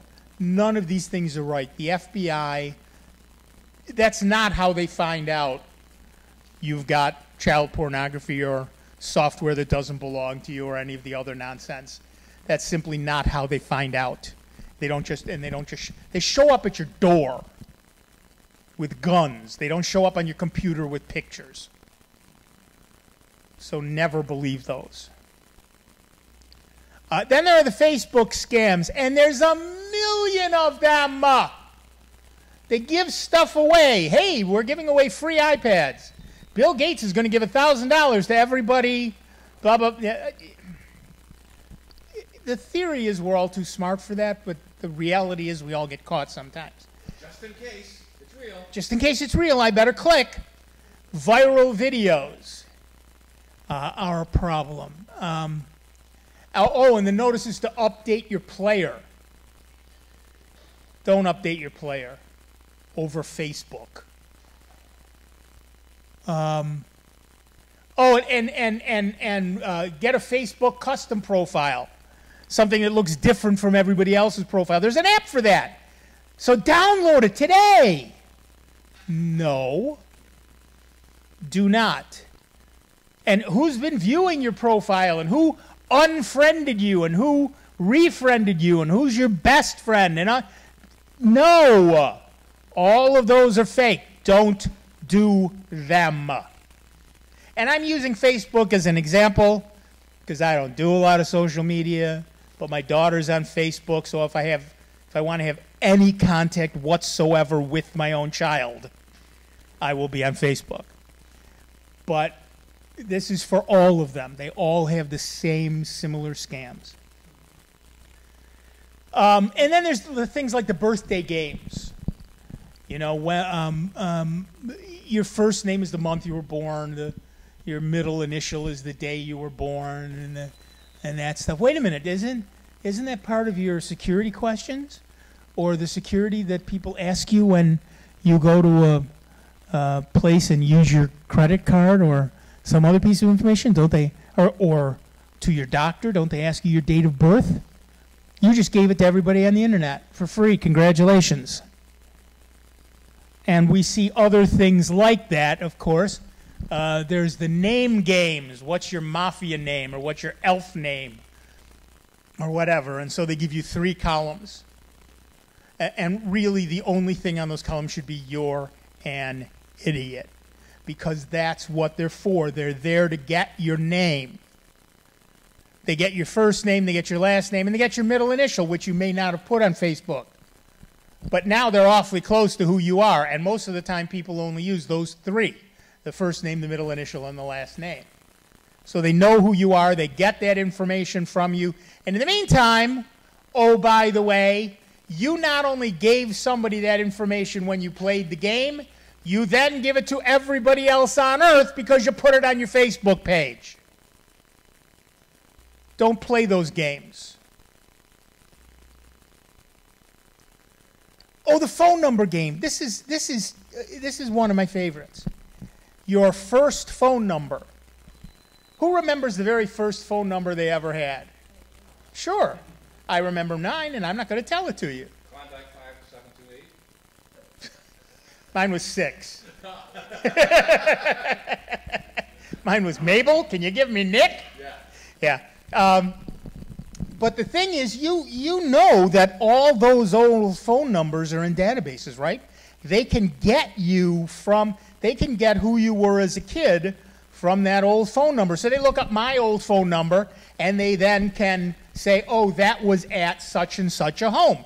Now they cross-reference that to the census of, say, 19, blah, blah, blah, and they say, oh, well, there were 3 people living there, so-and-so, and the female name, a male name, and another male name. And, well, you know, it's 60-plus years later, so probably only the child is still alive, but I can now trace that child from that address to the next address to the next address, and now they know where I live.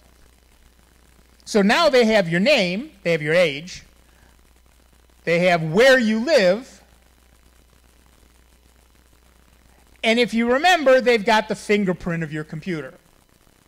Putting all of that together, they now know exactly where you and you and you have been on the internet and what you look at. And that's why when you go look at cars, you start seeing more ads for cars. Because they're correlating all that information. The only people winning on the internet are the people who make hardware and database software. and hard drives. That's, you want to win on the, you want to win at computers, make hard drives. Presidential candidates. What? Presidential candidates. Presidential candidates win big on the internet.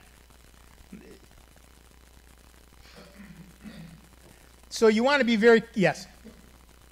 You're using the word they a lot.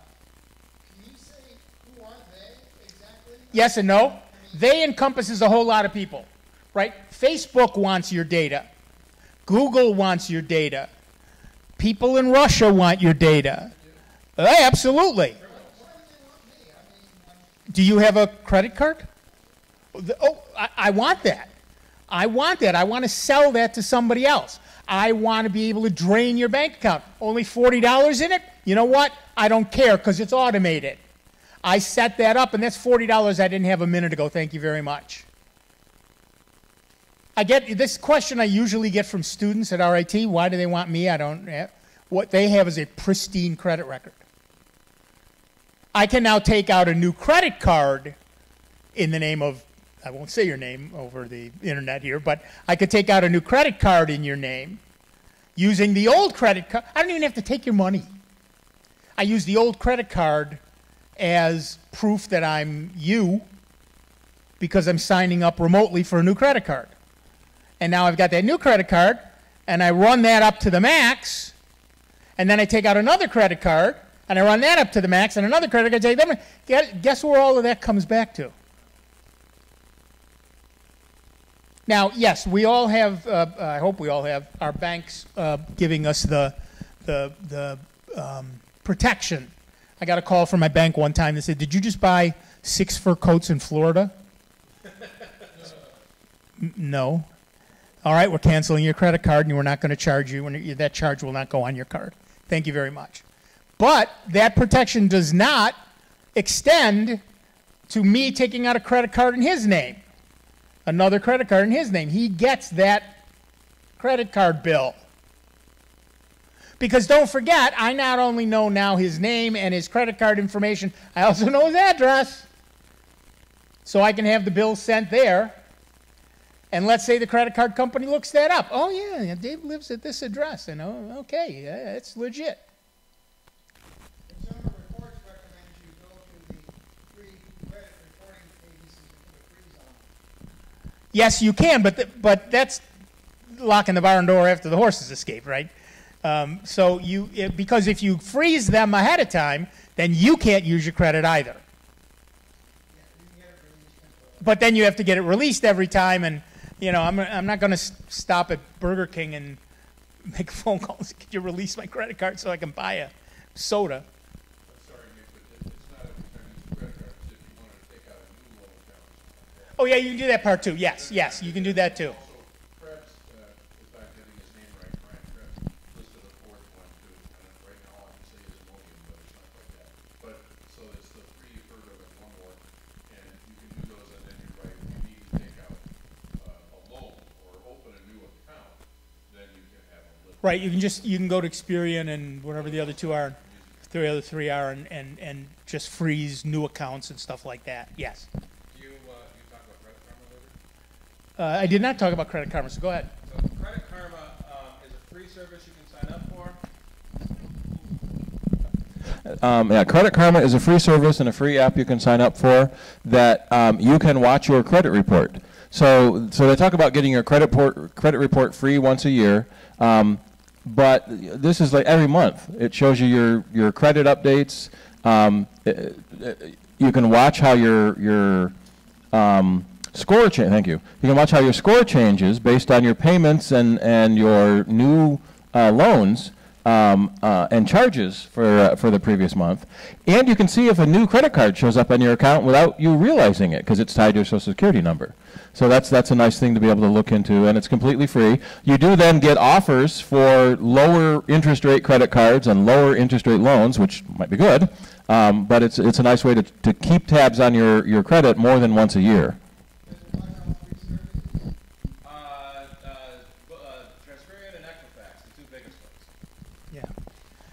And I know you're all far too young to be on Social Security, but if you have not signed up for it, you should, because their security stinks, and anybody can pretty much go and sign up as you for Social Security. So if you're not receiving it yet, go sign up.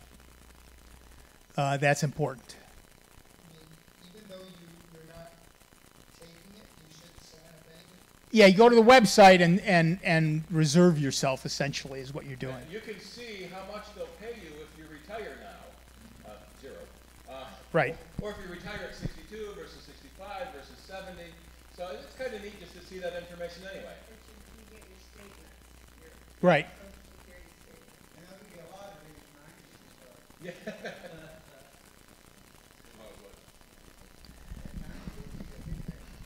Yeah.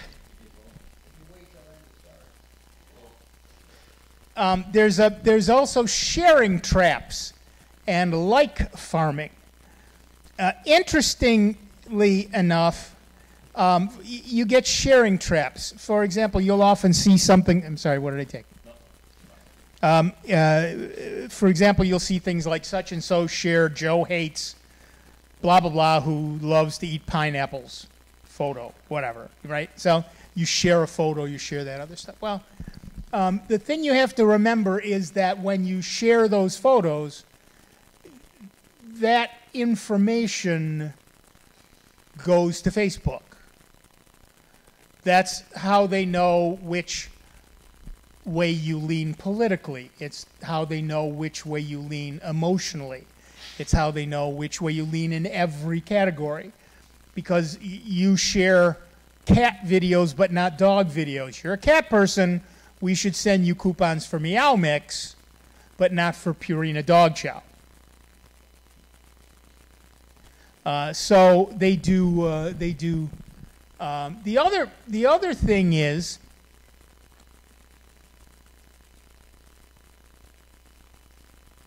how do I put this simply? Well, let's go back to the pineapple thing. It is possible that you share a picture of a person eating a pineapple and making a face, and you find that humorous, or you like it, or whatever you do with it, or you share it to people. Well, you're sharing a link back to the original picture. If that's my picture, I can then go back and change that picture from pineapple, say, to watermelon. and from Fred to something else. And now it's racist and hateful, and you shared it to 16,000 of your closest friends. Yep. And that's a sharing trap. There's also like farming. And of course, the goal of anybody's page is to get as many likes as possible, because more likes equals bigger exposure. And when you interact, your activity shows up on other people's feeds, right? And they spread that to their friends, and they spread that to their friends, and at that point, the page is getting more traction, and Facebook's algorithm, and not just Facebook, but I'm using that as an example. Their algorithm makes it more visible to everybody else. And of course, the real big ones are the ones that tug at our heartstrings, right? Children with Down syndrome, wounded soldiers, the puppies that are about to be put down for whatever reason.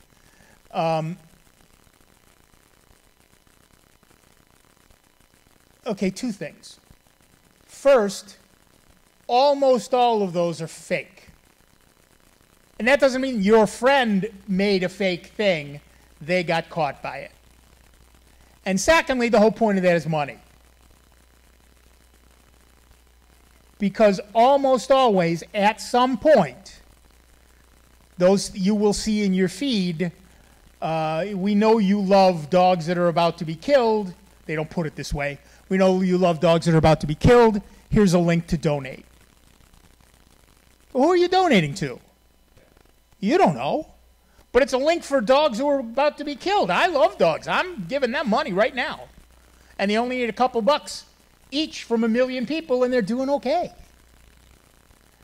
And again, you know, like I said, I'm a GCB. I give a lot of money to charity every year. But I know who I'm giving it to. I do not give money away on Facebook.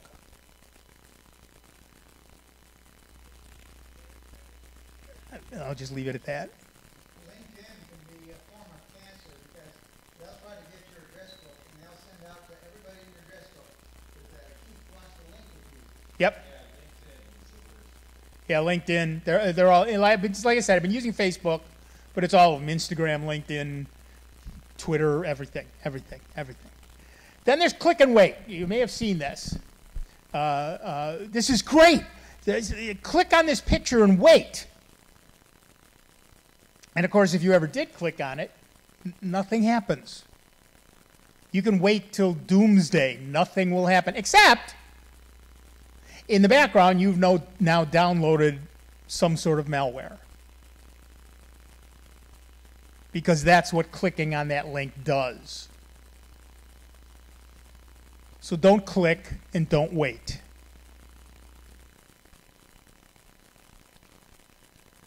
Open wireless networks. Sorry. When you go to a website in your home, particularly if you're wired, you're pretty secure. If you're wireless, you're semi-secure depending on how you've set up your network. But when you go to somebody else's place, here, cafes, whatever, you have no idea who you're connecting to. Just because it says FBI surveillance van doesn't necessarily mean it actually is an FBI surveillance van. And so don't go to places, if you're connected to an open Wi-Fi system, don't go any place that isn't a secure connection. Now, right now, this is the way secure connections look on Google's Chrome browser versus non-secure connections. That's changing for Google and hopefully for everybody else as well. The secure tag will go away. Google's point is every place should be secure, so secure is not unusual. What will happen is that the ones that don't say secure will now say not secure in red. So Google is essentially flipping it. Right now, secure is in green, not secure is just plain. Come the revolution, secure will be plain, not secure will be red. and that's coming, I think, in the next version of Chrome. We'll see that in September. And the other browser manufacturers, Apple and Firefox and everybody else have said that's a great idea. We're going to do that too. I don't know when, but they said yes, we're going to do that too. So you'll see that slightly differently. So how do you fix all of this? Well, part of it, the technical part is obvious. Dance the security tango and make sure all your anti-whatever stuff is up to date. Make sure you're running pop-up blockers and malware bites and all that stuff. There's a rescue disk from Kaspersky and a couple of others. Maybe you don't want Kaspersky anymore. That's doing all that stuff.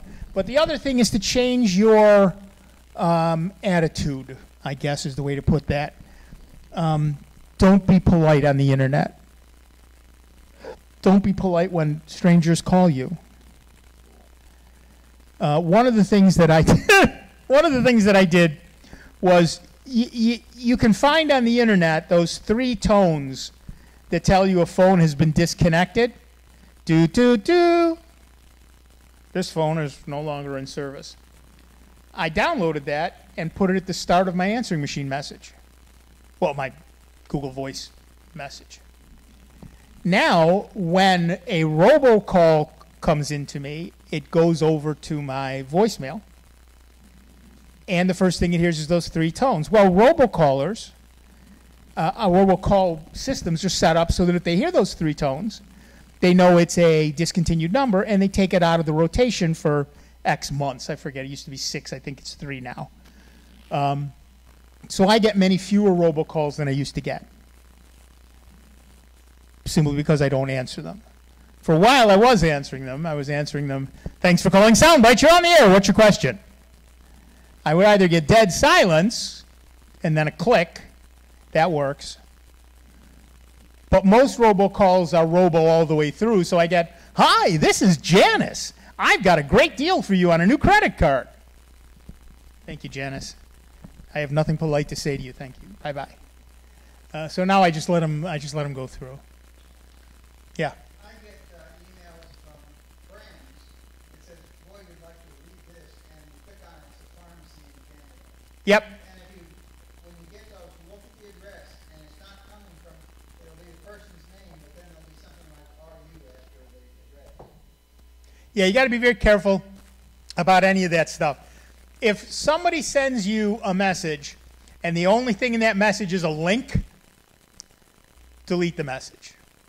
I don't care if it came from my best friend in the world. I don't want to see your link. If you're a real good friend, call me and tell me what's up, but otherwise, no.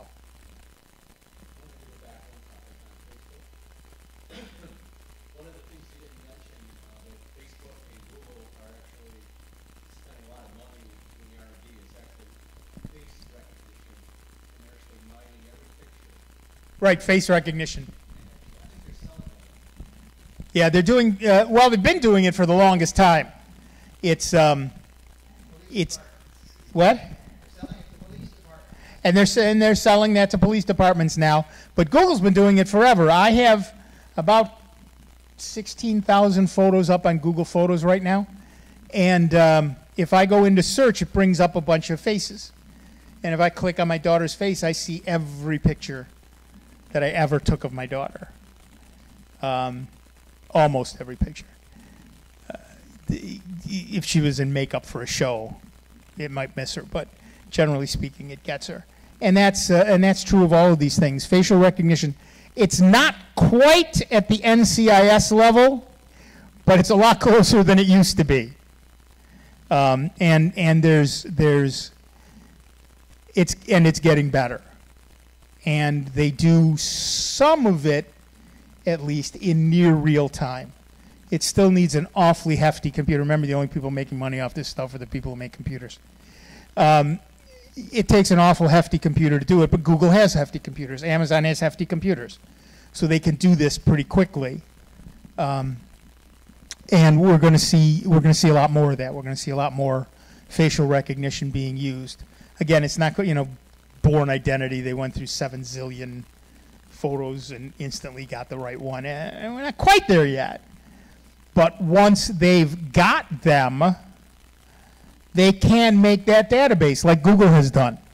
So once they've got the pictures, they can spend the time in the background to bring them up. And now you don't even have to wait to go through all those pictures. They just bring up all the possibles. There's an interesting use of that. Some Chinese cities are using like red light cams, so that if you jaywalk or litter, they put your face up on a giant TV screen with your name and address to shame you for breaking the law. Singapore, yeah.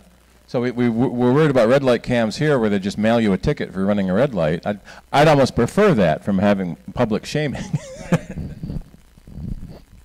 But there are a lot of websites that have done that. There have been laws against that here in the United States because that's all wrapped up in revenge porn. My ex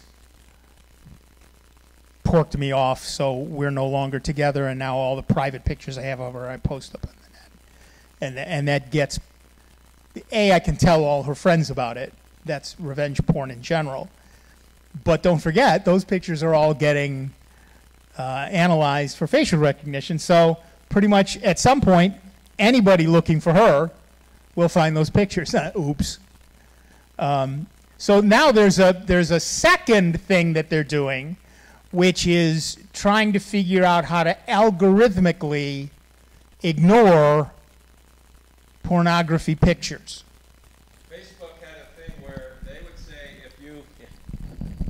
So Facebook had this pilot program for like a minute where they told you to upload a naked picture of yourself, and then they would use that to scan against other naked pictures and not show any. Okay. Yeah, that'll happen. But Breast recognition software. what? Breast recognition. Breast recognition software. And so now they're doing it with just the amount of flesh. The problem is flesh tones are the entire gamut from black to white, from my friend Tom to Irish. And so the likelihood that that's going to be easy to do in the near term, at least, is not high. But they're working on it, and that's the plan. You can right now you can set many social websites to say I don't want I want family friendly only, or I don't want R-rated, or whatever. However they phrase that, and that sort of works. With text, it's easy. And the 7 words you can't say on television, I can block them on, although you can say 6 of them now on television, 5 of them. But I can block those, if it's a text thing. But that still doesn't do pictures very well. Yeah. It seems like the deck is really stacked against us by the terms and conditions that you agreed to. And I looked into this as a little hobby for 2 months. I found out that the Declaration of Independence has 1,400 words if you include all the signatures. Terms and conditions with like 3 or 4 companies that I looked for have 14,000. Yep. What Dave is saying is there's 1,400 words in Declaration of Independence, and most terms in what? Right. With the signatures, and terms and conditions for most companies are 14,000 words. And that's not fake news. You can double check them. Yeah. No, I know. And how many of you read terms and conditions, by the way? Yeah, you did. What? He was unemployed at the time. Yeah, I'm unemployed. I read them all the time. Most places, they used to at least give you the option to download it. Right? So you could save a copy and at your leisure, or leisure, it's a religious question. You could look at it yourself. And I used to do that. I have a whole folder of them. Most of them are out of date now. But most people don't care. It's like when you're installing software. Yes. And you end up with a bunch of junk that you didn't think you were downloading.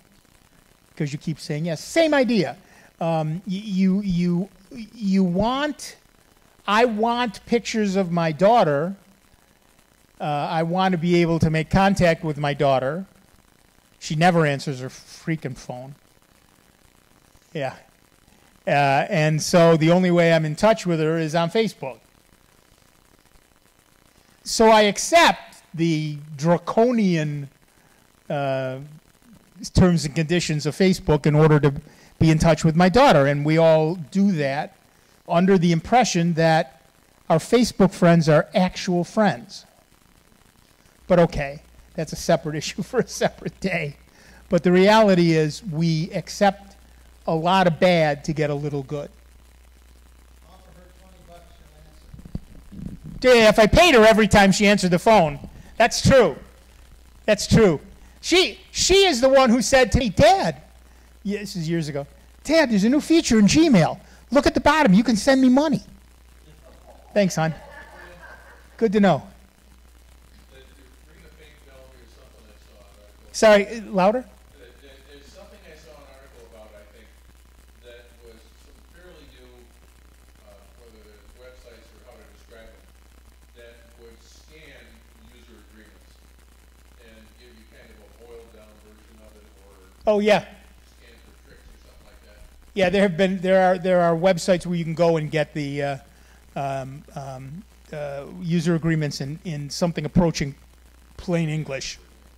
They're not great. One of the big things right now is I'm sure you've all gotten 50 or 1,000 of these. There's something called the GDPR, the General Data Protection Rule, in Europe, and it has changed the rules entirely. Europe is the one protecting our freedoms now. So what they're instituting is pretty drastic as well, and so consequently, any company that does business overseas. And that's pretty much anybody these days, they have to comply with the GDPR, which means you're getting all kinds of notices about our terms and conditions of change and all the other stuff. I actually got one that said, are you in the United States or Europe? Oh, so if I say I'm in the United States, all bets are off, and you can do whatever you want with my data? I'm in Europe, you idiot. If you don't know, I'm not going to tell you. But that's the deal, and we're done, and that's. I sometimes like to say that those terms and conditions boil down to you're not going to do anything bad, and if you do, you won't blame them, but they can do whatever they want.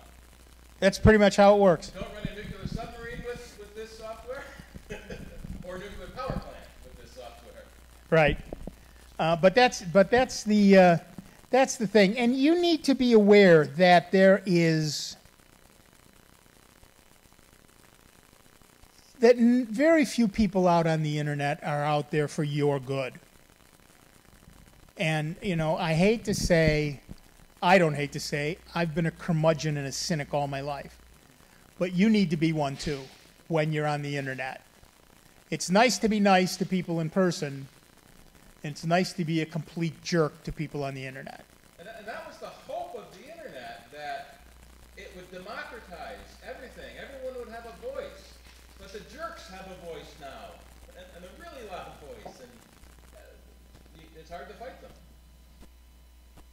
So I have a Mac Mini with a USB camera connected to it. Yes, I have a little black cloth sure. camera.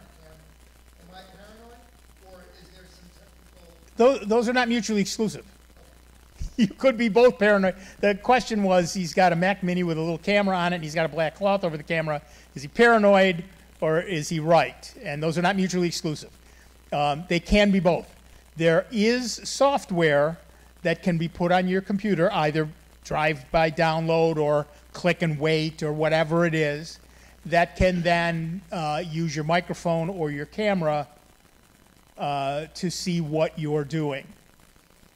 There's also Google Home and Alexa.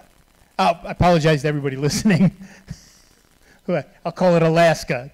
Dennis Worcester said at home they call it Alaska when they're talking about it. That listen to you all the time. And we're okay with that, apparently, so that we can say set a timer for 5 minutes, or, you know, convert 20 millimeters to inches, or whatever it is we're asking Alaska to do all day long. So we're apparently okay with that, and we do it all the time. And we carry around, wait till you go to the privacy page that I set up. One of the things that it'll show you is your Google Maps timeline.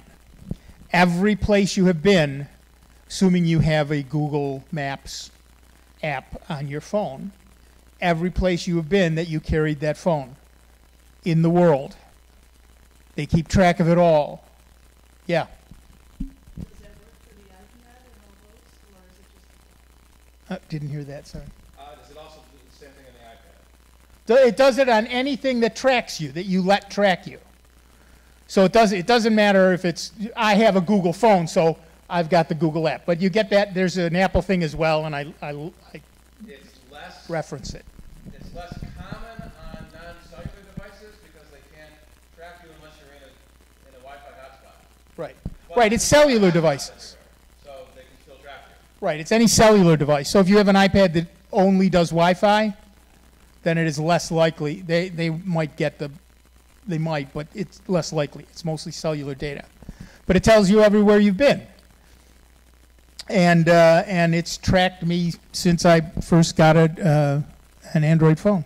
It's kind of fun watching where you were driving that day until you realize it knows where you were driving that day.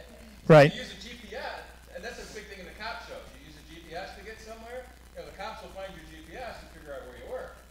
But Google already knows. Google already knows. I don't even know why they bother with that nonsense. All they have to do is get a warrant and ask Google. Hey, Google, where's Steve been this last 3 days? Steve went to blah, blah, blah, blah, blah, blah. But yeah, so be at least aware. And you can see all the other stuff that they're all keeping track of you on. Email security. You talked about it briefly a little while ago. Generally speaking, I'm using Gmail on a Chrome browser on a MacBook. You have, in years gone by, said never, ever, ever click on the link in an email. Right. Now, sometimes I'll get an email from a business that I'm already related to. Right. I recognize that, and the only way I can figure out what the heck they want to tell me or have me do is to click on that link. The other thing is, to what extent is stuff coming through Gmail scanned for malware and so forth? So 2 parts to that question.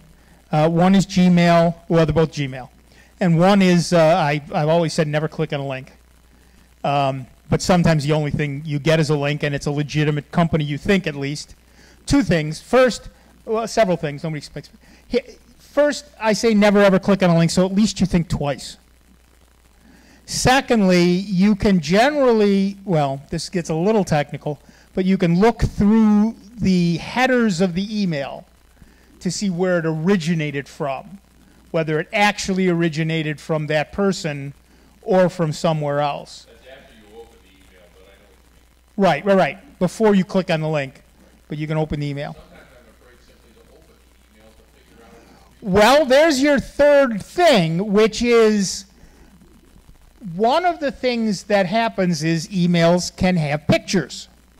They can also have a picture that is 1 pixel. A 1 white pixel, which you would never see. The big thing there is I can craft that email so that I get, because you saw that picture, I get a notification that you opened that email. Just by the fact that that single pixel was in there. So one of the things you can do is turn off graphics. Now I do that in Thunderbird. You can do it in Gmail as well. It's off by default in Apple Mail. Right. And so when you get stuff, it just looks like text with holes. And then you get, there's like a preferences button or something that says, load the images for this thing.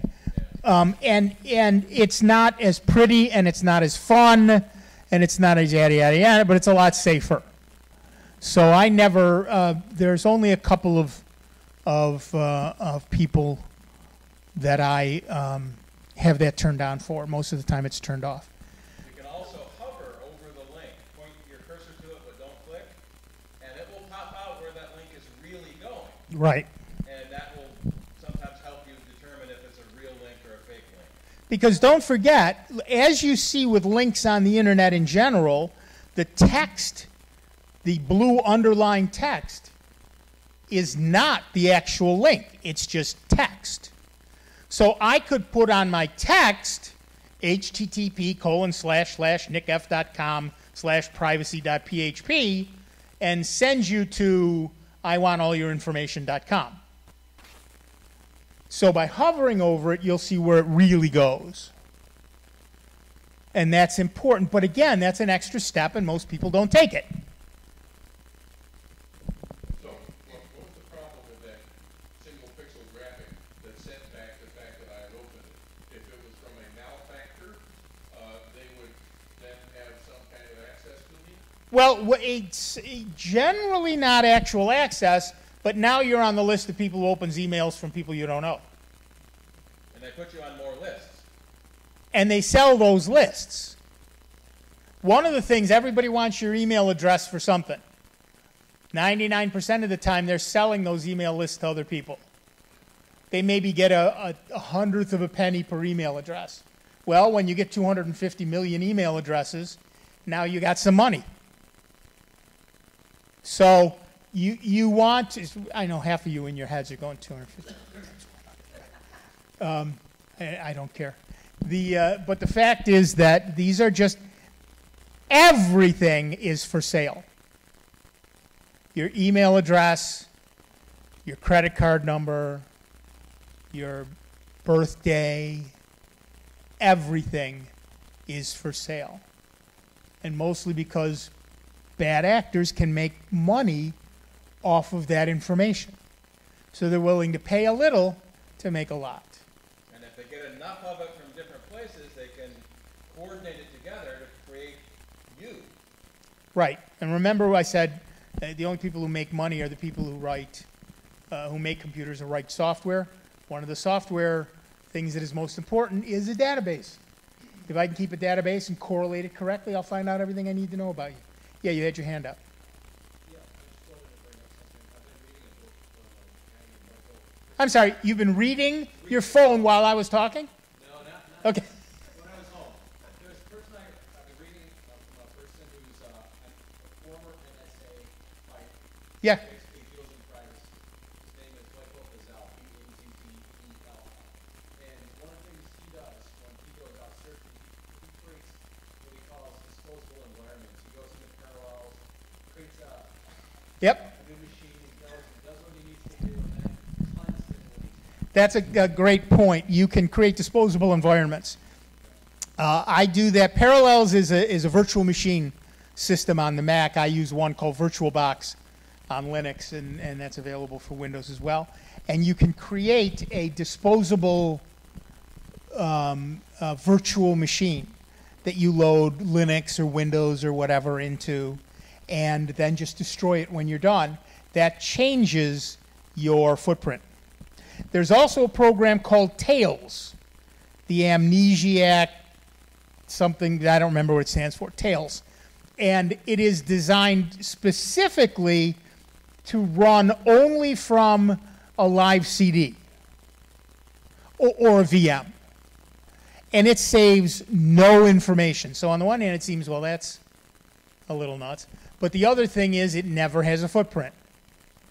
And it also runs over the Tor network, so it is completely, excuse me, it is completely, oh, we're past our time, sorry. It is completely anonymous. I have it on my laptop, but I can't show it to you because I can't hook it up. But Tails is one, there are a couple of others. The Tor network was originally, it's the dark web, right? It's, there's bad stuff out there, absolutely. But it's also a way to surf to legitimate places anonymously. Now, if you surf to Gmail and log in, you're not anonymous anymore. But I have it on my Linux laptop, so when I take that somewhere and I am in an open web environment, that's how I go and surf the net. There's an ad now on TV for an outfit that for $4 a month will sell you VPN access for 6 computers. Yes, VPN access, $4 a month for 6 computers. VPN access is great because it also helps you to be anonymous on the internet. Not quite the same way because you still have a footprint on your machine. But here's an issue. Who the hell are those people? Because all your information is now going through the VPN. What a great way to capture everything about you. In fact, there's a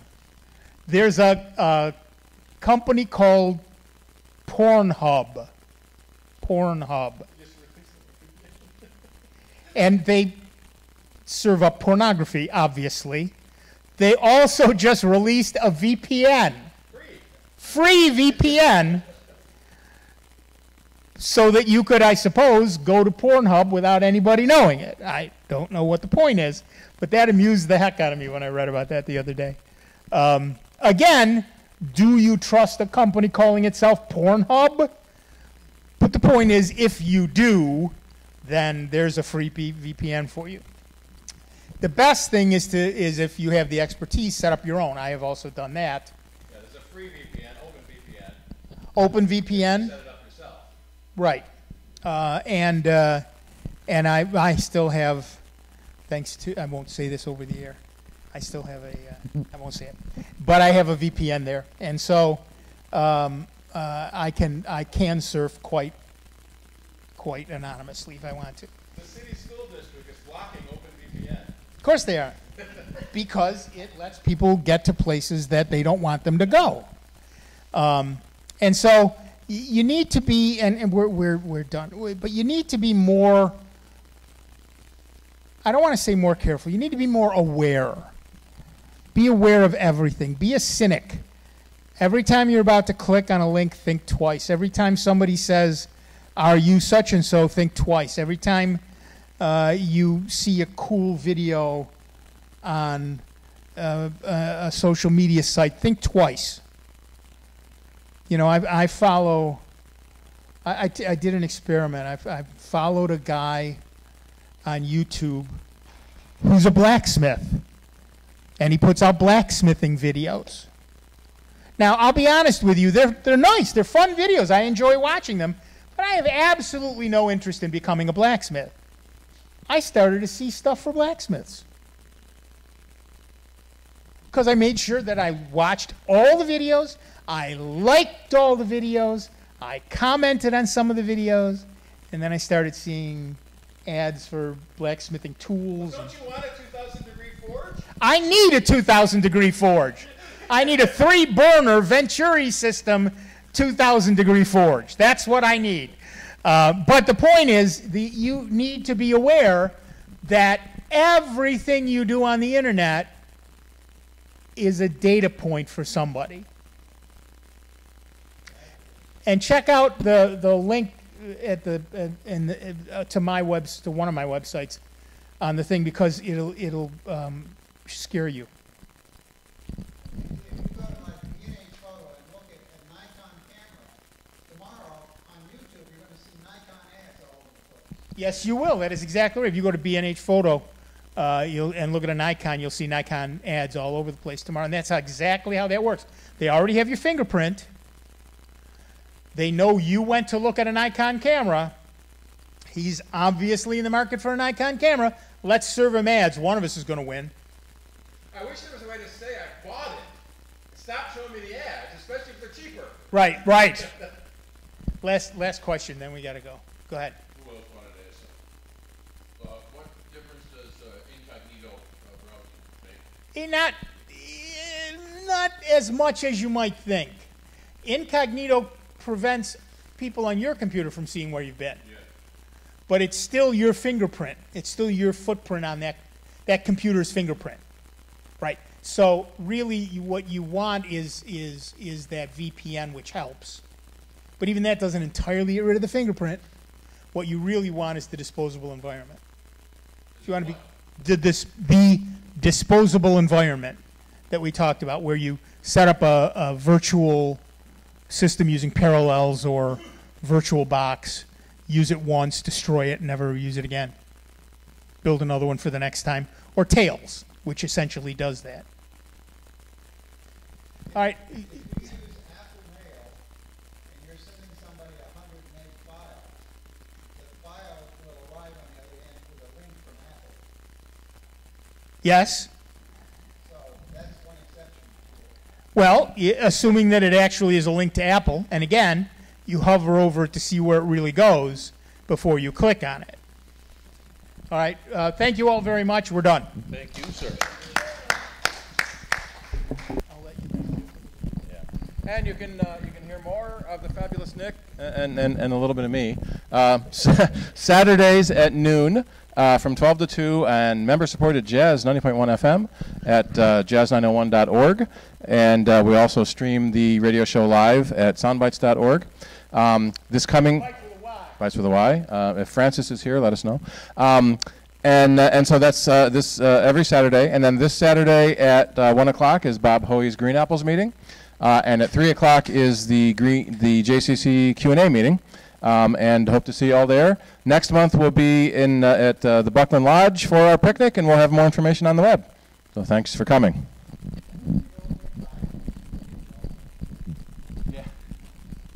Yeah, the Soundbites podcast is available on iTunes. No power button on that. Thank you very much.